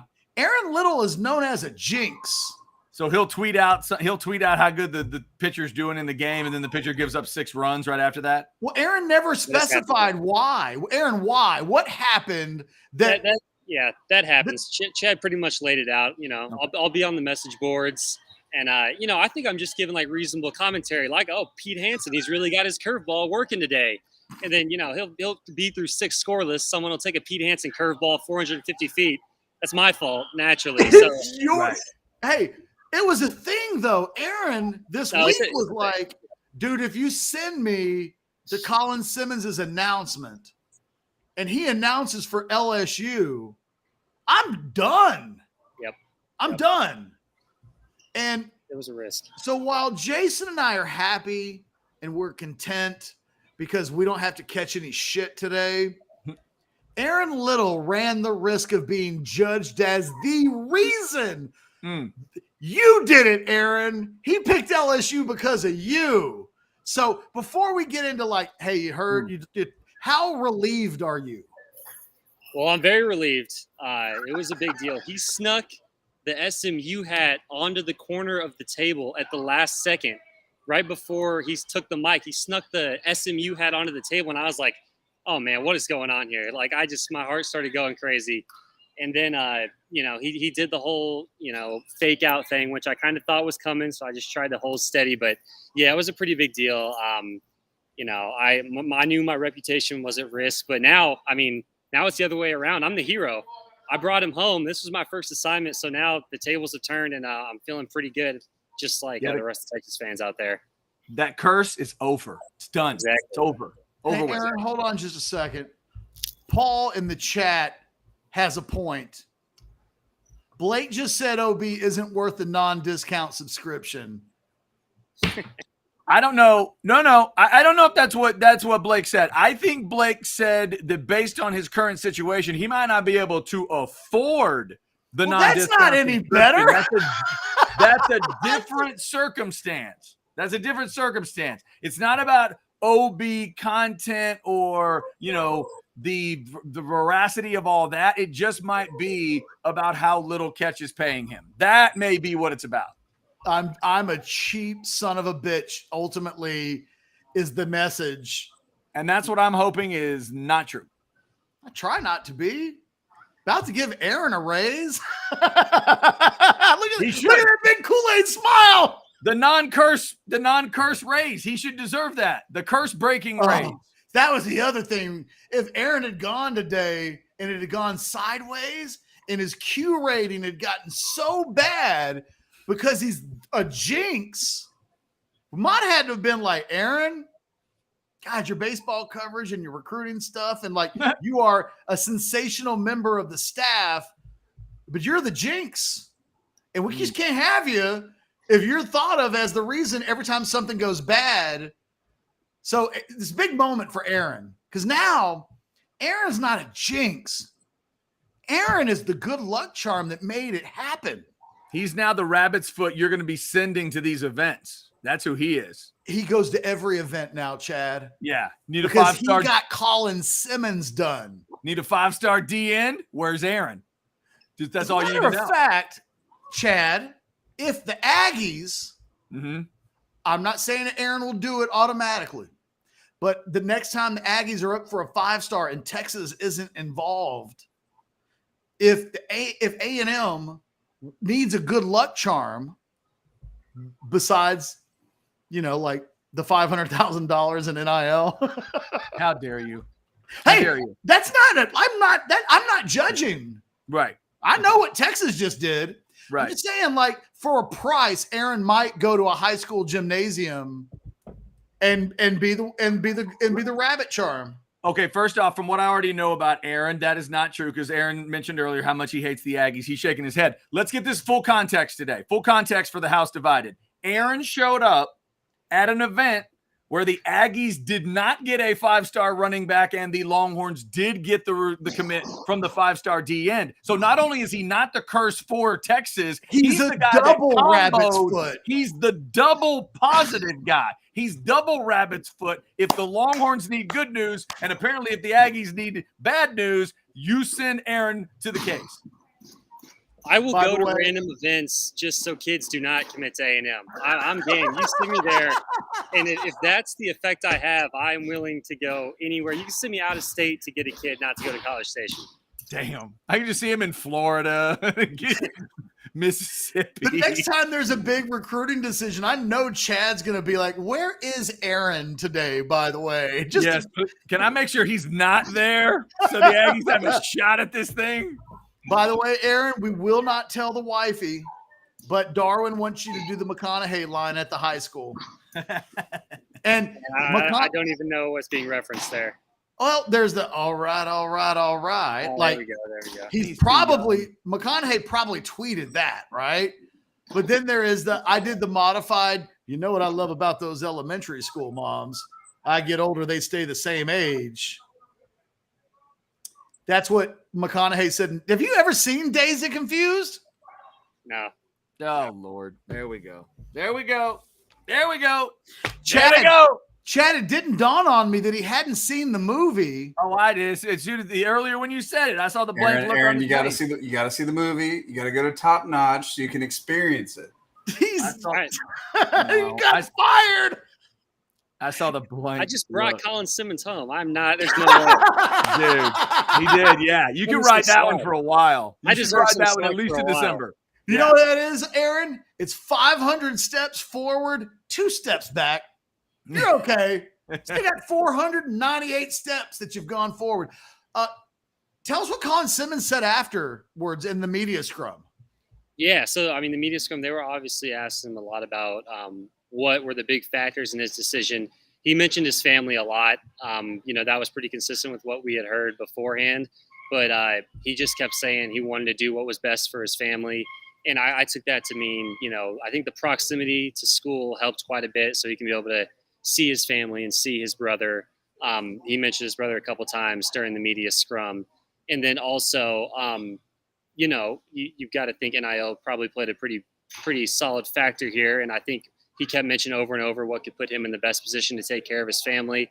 That's consistent with some of the reporting that you guys have done on the NIL side. So he mentioned that a couple times. He mentioned PK's play calling, especially against Alabama. He said that he thought PK was I think he said he was a nasty play caller. So I think he's excited about, the type of schemes that PK is going to be able to put him in on that Texas defense. So those were some of the main takeaways I had from what he was saying to media.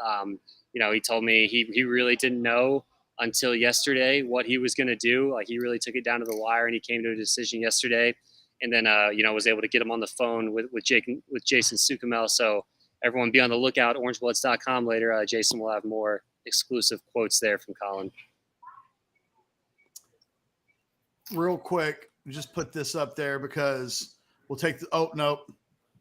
It's not what I was going for, but that's funny too. It's a weird comment, yeah. You do have to see Dazed and Confused, by the way. I literally watched on YouTube. I watched a couple react to Dazed and Confused like 2 days ago. Just so you know. And someone real quick. So Joel says Skag subscription fund. This $10 specifically for him. Yes. Cue the pic with the sad face Blake and the Sarah McLachlan in the background. Far away from here. Him going into an empty wallet. The thing is, Aaron doesn't know that either, Chad. Yeah, no, of course not. We're talking to a baby at this point. He's a 20-something baby. Like, he's full-grown man, paying taxes, all that stuff. He's been able to buy drinks for a while, but he hasn't seen Dazed and Confused, and he definitely doesn't know your Sarah McLachlan. Yeah. You were doing whatever that was. It was. Won't you find some comfort here? Come on. Nailed it. Someone also said, for the record, I want to put this up. Let me find it. Where's it at? Somebody was talking about Dazed and Confused and where it was recorded, like where the movie was. Oh, here it is. Right. Fun fact: the movie was filmed at Perez Des Middle School in Austin. Fun fact: half of McCallum High School, when I went to McCallum High School, was in the movie as an extra. Is that right? When we're watching like the scene, the party outside at the end of the movie, Chad. Yep. I'm like, ding, ding, ding, ding, ding, ding, ding. I got friends all over the place. And awesome. Wiley Wiggins, the star of Dazed and Confused, had a locker below mine in high school. Nice. And Wiley Wiggins and I are friends on Facebook because back in like 2008, his ex-wife was my massage therapist. Wow. And she dropped, hey, I used to be married to Wiley Wiggins. And I was like, I used to go to school with Wiley Wiggins, and my locker was above his. Small world. And now I think Wiley Wiggins lives in either San Francisco or Seattle. Yeah. And he's not an actor. Here's what I love. I love that you made Aaron sit there and listen to all of that. He looks like he's listening to two guys that built Stonehenge talk about building Stonehenge. That's what he looks like right now. I got this chisel, Chad. I mean, I worked that rock down until it stood straight up. The big rock is the one. They all think that one on top is tough. It's getting them to stand up. That's the key. Man, that was tough. Hey, Aaron, great job, my man. I'm sorry you had to sit through my McCallum High School stories. But nevertheless, it happens that way sometimes. Great job. You killed it. You killed it. You were an ace for Orangebloods. You were an ace for OB Live. Too broke to pay attention says Aaron looks dazed and confused. Touche. Because he's like, I don't know any of these references that any of these old men are talking about, but I also don't want to lose my raise. So I'm going to sit there and I'm going to smile. Yeah. I'm going to let Ketch think he's funny. And then I'm going to shake my head and like curse him when I get off the air. There's been a lot going on today. It's a long day. I had a long drive this morning. A lot of media here, a lot of cameras. You guys are throwing a lot at me right now. I don't know how I can fully process it, but I'm doing the best I can. I'm hanging in there. I brought home Colin Simmons. That's all I know. Yeah, you did. You did. Give me a list of movies, references. I can study those and get back to you. Well done. He closed the deal today with Colin Simmons. And to that, as he exits stage left, Aaron, you're a made man. That guy. He's a made man. That guy. So impressive. So impressive. He probably thinks Matthew McConaughey's old. That's how young. Matthew McConaughey is old. He is. You know, if he ever does see Dazed and Confused, when Aaron sees Ben Affleck, is his brain going to say that's the guy from Air? Like, what's he going to do? How does he connect Ben Affleck? I think if he my looked Batman closely at Ben Affleck's teeth in Dazed and Confused, his head may explode. Oh, yeah. No, have you ever seen Ben Affleck's little baby teeth? You know what? I can't recall that detail of the movie, but I guess it's there. Right, I guess you're right. I'm going to do a Google search for Ben Affleck baby teeth. I'm going to send the picture to Blake, and I'm going to have, before we get off the air, I want you to see this, okay? The fact that there are over 700 people still checking it out, that's going to drop dramatically. Now we're getting interactive. You guys have waited. Let's do some super chats. Okay. I think we did this one already. No. James says you guys need to do the commercials of the top 10 key players on the 2005 national championship team from a recruiting standpoint. 505D. Not a bad idea. Okay. What's 5D? Help me out. 5 players on the defensive side of the ball in the 2005. Oh, I see. They're saying offense, defense. I thought they meant like 5.0 and 5. I didn't know what a 5D recruit was. Okay, I get it. 5 on offense, 5 on defense. Okay. Ironically, I'm working on a Ryan Perrilloux recruiting flashback. Ooh, that's nice. And he picks LSU, ironically, Yes. right after Texas wins the national championship that year.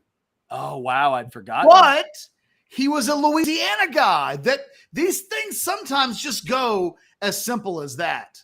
Right. No, that can be a part of it too. That's interesting. Interesting that it would be that. All right, let's hit this one. Super chat.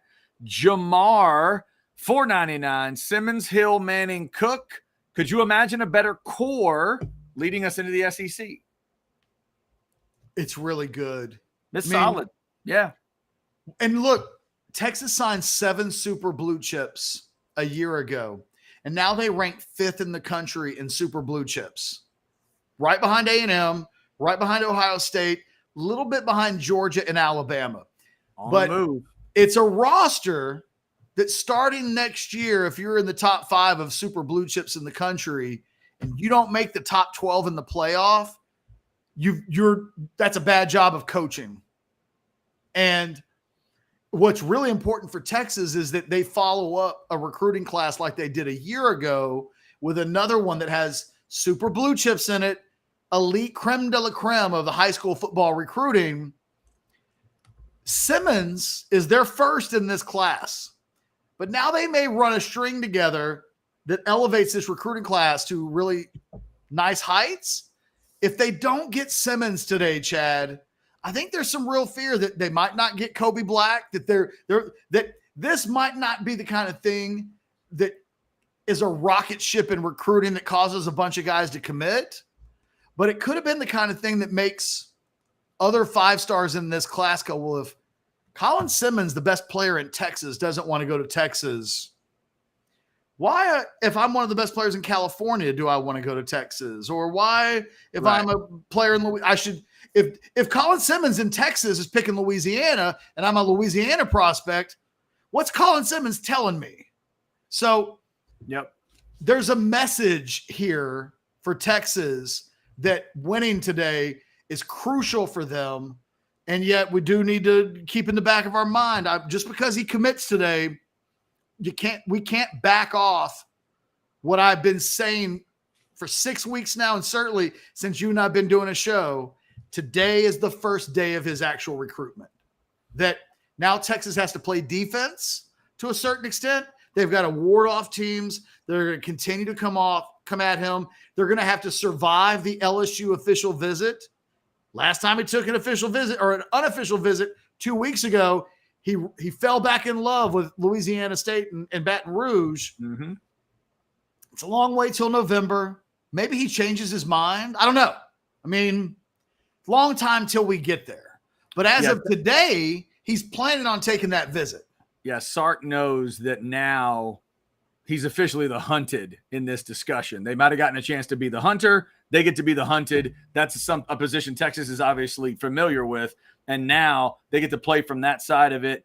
That part's going to be interesting to see. The family aspect stands out to me today. When you hear Aaron talk about it, when you hear Sukamel talk about it, and you're talking about it as well. But to see, apparently in his statements, which obviously we weren't able to hear the sound of it, he talked about his family over and over again, multiple times, then talked about his family to the assembled media. You pointed it out, Ketch, because we were asking this little brother of his, how young is he? We both got to look at him today, and it's like, oh, okay, all right. I know that kid's not 15. Is that kid 12?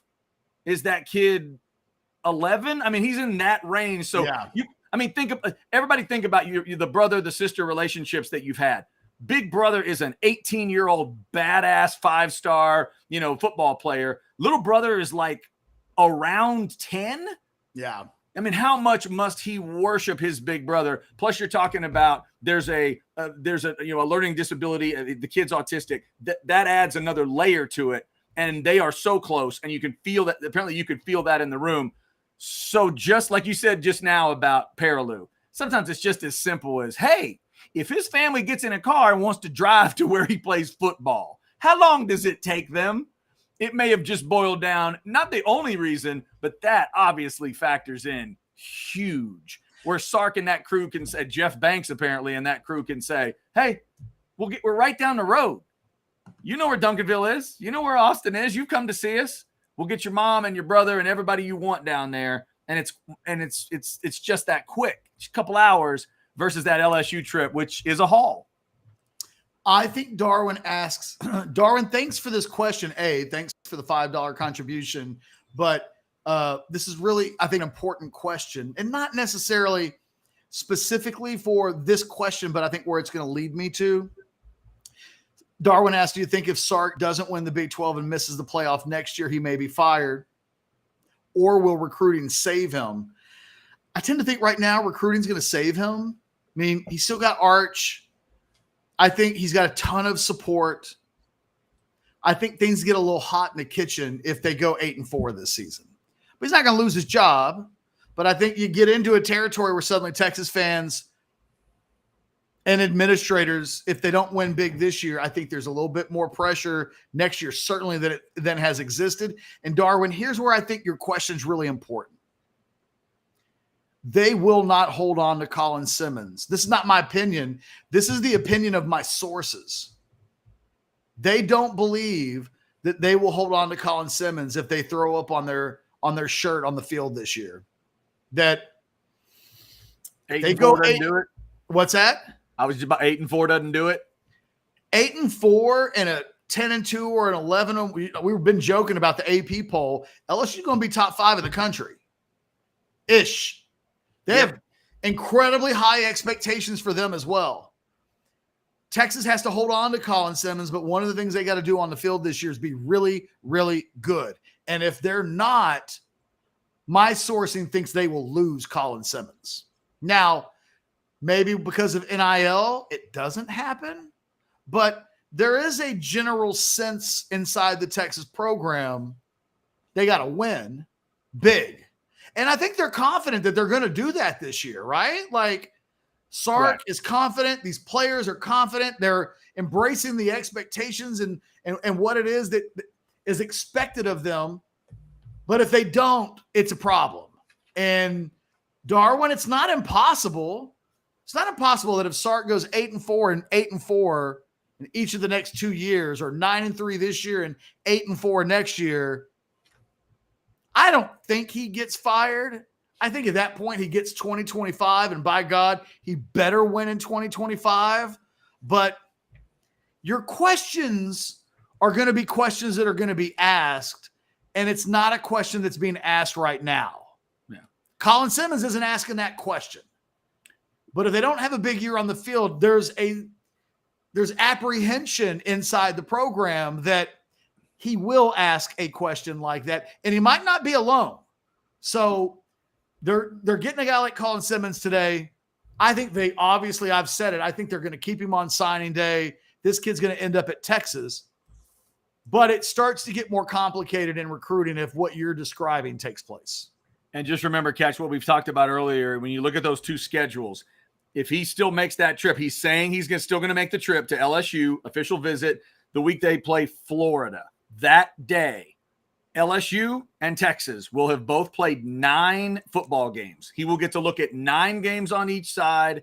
Texas will have played Oklahoma. They will have played at Alabama. They will have played, again, 9 games. LSU will have played Florida State to start the season. They will have played Auburn, and they will have played in Tuscaloosa as well. He will get to see both teams go to Tuscaloosa, and he will walk into Tiger Stadium knowing what that LSU team looks like and what that Longhorn team looks like after 9 games. So that's another thing. If it really matters to him, he's going to get a good look at both teams against some pretty nasty competition. Adam De Leon says Kieran vibes. I wanted to put that up, because, yeah, man, Kieran vibes. If you missed that interview yesterday, go check that out. How pumped is he today? He's super pumped. Shout out to Kieran wherever he is, maybe even watching a little bit of the show. I also wanted to ask this question. Adam, you're watching this. I went to Grisham Middle School with an Adam De Leon. Are you the Grisham Middle School Adam De Leon? Come on, Adam. Let us do a This Is Your Life, Jeff Ketchum. I'm just wondering how many Adam De Leons can be out there. Adam De Leon is a unique name. That's a good thing you asked. I think you should ask. I'd ask that same. The Adam, he's not. Oh, disappointing. Because I was going to say Adam DeLeon was a year older than me at Grisham Middle School. He was a badass. That close. I was going to ask, like, Adam DeLeon, the badass from Grisham Middle School, how did your life turn out? But Yeah, right? never mind. Did you go from a middle school badass to a CEO badass? Right? I saw another guy just recently. Casey Carter was a baseball player that I played town and country baseball against back in the day. Yeah. Just randomly on Facebook. It was like, become friends with Casey Carter. I was like, Facebook, how do you know that? Because I don't know that Casey Carter even knows who I am. Too damn But smart. Facebook's telling me, and if I remember correctly, I think Casey played baseball at Baylor, like great baseball player back in the day. Wouldn't it be funny if Casey Carter just popped up in the chat and was like, become my friend on Facebook, Ketch? Yeah. But, you know. Hey, throw Chad, that. let's wrap things up. Let's do it. First off, to Chris K there, throwing it out. Hey, Chad, where can we find you on a day-to-day? Miss you on the horn. I appreciate that. You can find me right here. Every day. Right here.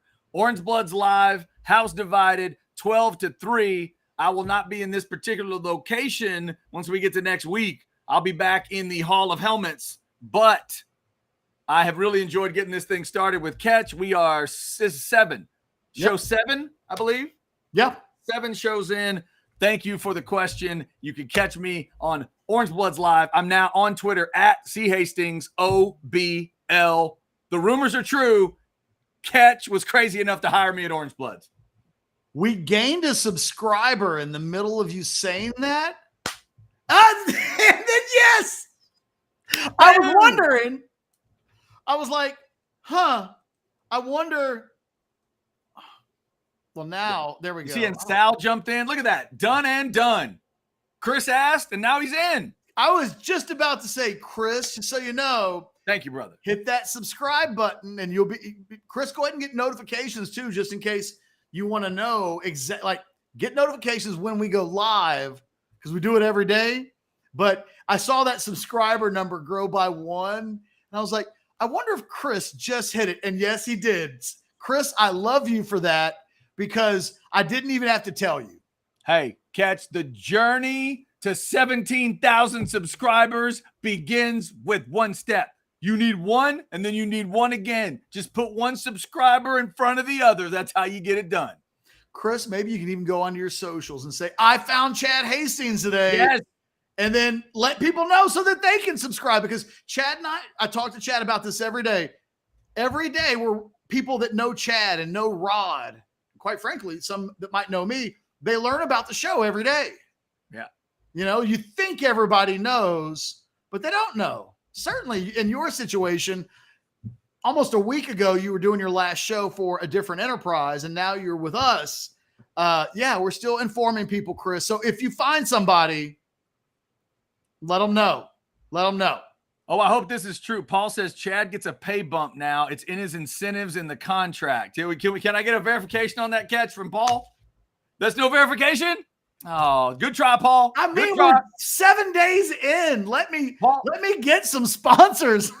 Paul, we've already established today that Ketch cannot even get Blake to the point where he could afford the regular Orangebloods subscription. All right. So I'm not sure what I can hope for at this point. You can hope. I can hope. You can hope. Hope is a good thing. It's the best of things. It is. That's what Andy Dufresne taught us. Texas fans went in today with hope. They went into today with hope that they would land Colin Simmons, and it happened. And we did 3 hours and 45 minutes when it's all said and done. How about that? Wall to wall. Thank God the AP poll didn't come out today. Yes. Because it just would have gotten in the way. Oh, it would have been completely in the way of all this Colin Simmons stuff. AP poll, Monday at noon, guaranteed. By the way, some bastard just unsubscribed. So we gained Chris. Damn it. The anti And somebody was like, you know what? I don't like Chad. Unsubscribe. No, I'm sure that's not what happened. It's usually me. Chad's curating. even on Orangebloods, shockingly higher than mine. Hey, now that says it all right there, wow. doesn't it? Hey, the single most famous poster on Orangebloods.com. Really? Peace out, fellas. Have a great day. There you go. We'll end it on that. CS was in his house. Nice. He'll probably make fun of me because I just said his house. He His constantly house is wants tough. me to stop saying things that he doesn't think grown men should say. I don't think you and I can. Either one of us can't get away with his house. That's tough. I just said it. I just did. You did. It didn't. It did. I didn't feel great about it, as you said. Well, neither did I. Yeah, it didn't I really have work not. I don't super know well. that I've ever said his house. Yeah, that that's happened tough. organically. You know what else I can't get away with? Bet. Can't get away with that. The kids now all trying to be cool, just saying bet. I can't do that. I said bet back in the day, but Can't do it. No. well, hey, guys, on the way out, like the video, hit that thumbs up button. It's not a gig 'em button. No. Subscribe to the channel, get notifications. Rod Babers in 14 minutes to carry on the conversation. I'll probably sit in with Rod at some point. I'll check with Rod. I mean, he's going to go from 4 to 5 today. So it may be that he can do it without me, but if he wants some Jeff Ketchum love to talk about Colin Simmons, I'll be on with Rod. We'll just kind of play it by ear. The plan, I think, though, is to join Rob. You don't have to work anymore today, Chad. I'm going to. Oh, that is exciting. Okay, real quick. Can I confirm the Doc Hastings interview for tomorrow? He's going to want to know. Yeah. My father, Doc Hastings, on the show. We're going to put it in the crap bag. 2:00. If you're good with that, we can do a side-by-side interview, or I can just put him right here and you can interview one-on-one. You can go Barbara Walters if you want to. I haven't given it any thought. Okay. This shocks me. So, Colin Simmons, Chad. No, I understand. I understand. My dad wants to talk about an old Aggies view of going to the SEC and the Johnny Manziel documentary. Good for me. There you go. So we'll figure that out. So, but am I allowed to ask him a couple of questions? Like, what kind of father were you to let Chad take the video off real quick? What, Just right go now? audio only. Right now? Yeah. Oh, wait. Oh, I just okay. Hang on. I might ask, what kind of father were you to allow this to happen? Oh, wait, it's not gone. there. Oh, why did I get rid of it? I can't even get that right. I have my 8th grade picture up. I'm You so totally sorry. screwed this entire day up. God, I really did. Hours, instead of like 24 hours of Le Mans, it's been like 24 hours of Chad just not being able to get it right. Hang on. I'll get you a gift. Before we get done, I'll find you an old picture of me real quick. 1 second. Okay, hold on. Before anybody jumps, before we leave. By the way, look at that Aggie beer mug. Oh my God. Well, How about that little dude? How about that little dude? Are you the chunky one or the little one? I'm the little one right there. That's me. That's me right there. Hey, and Chad's brother, don't get upset for calling you chunky. I'm chunky. And one chunky monkey to another chunky monkey.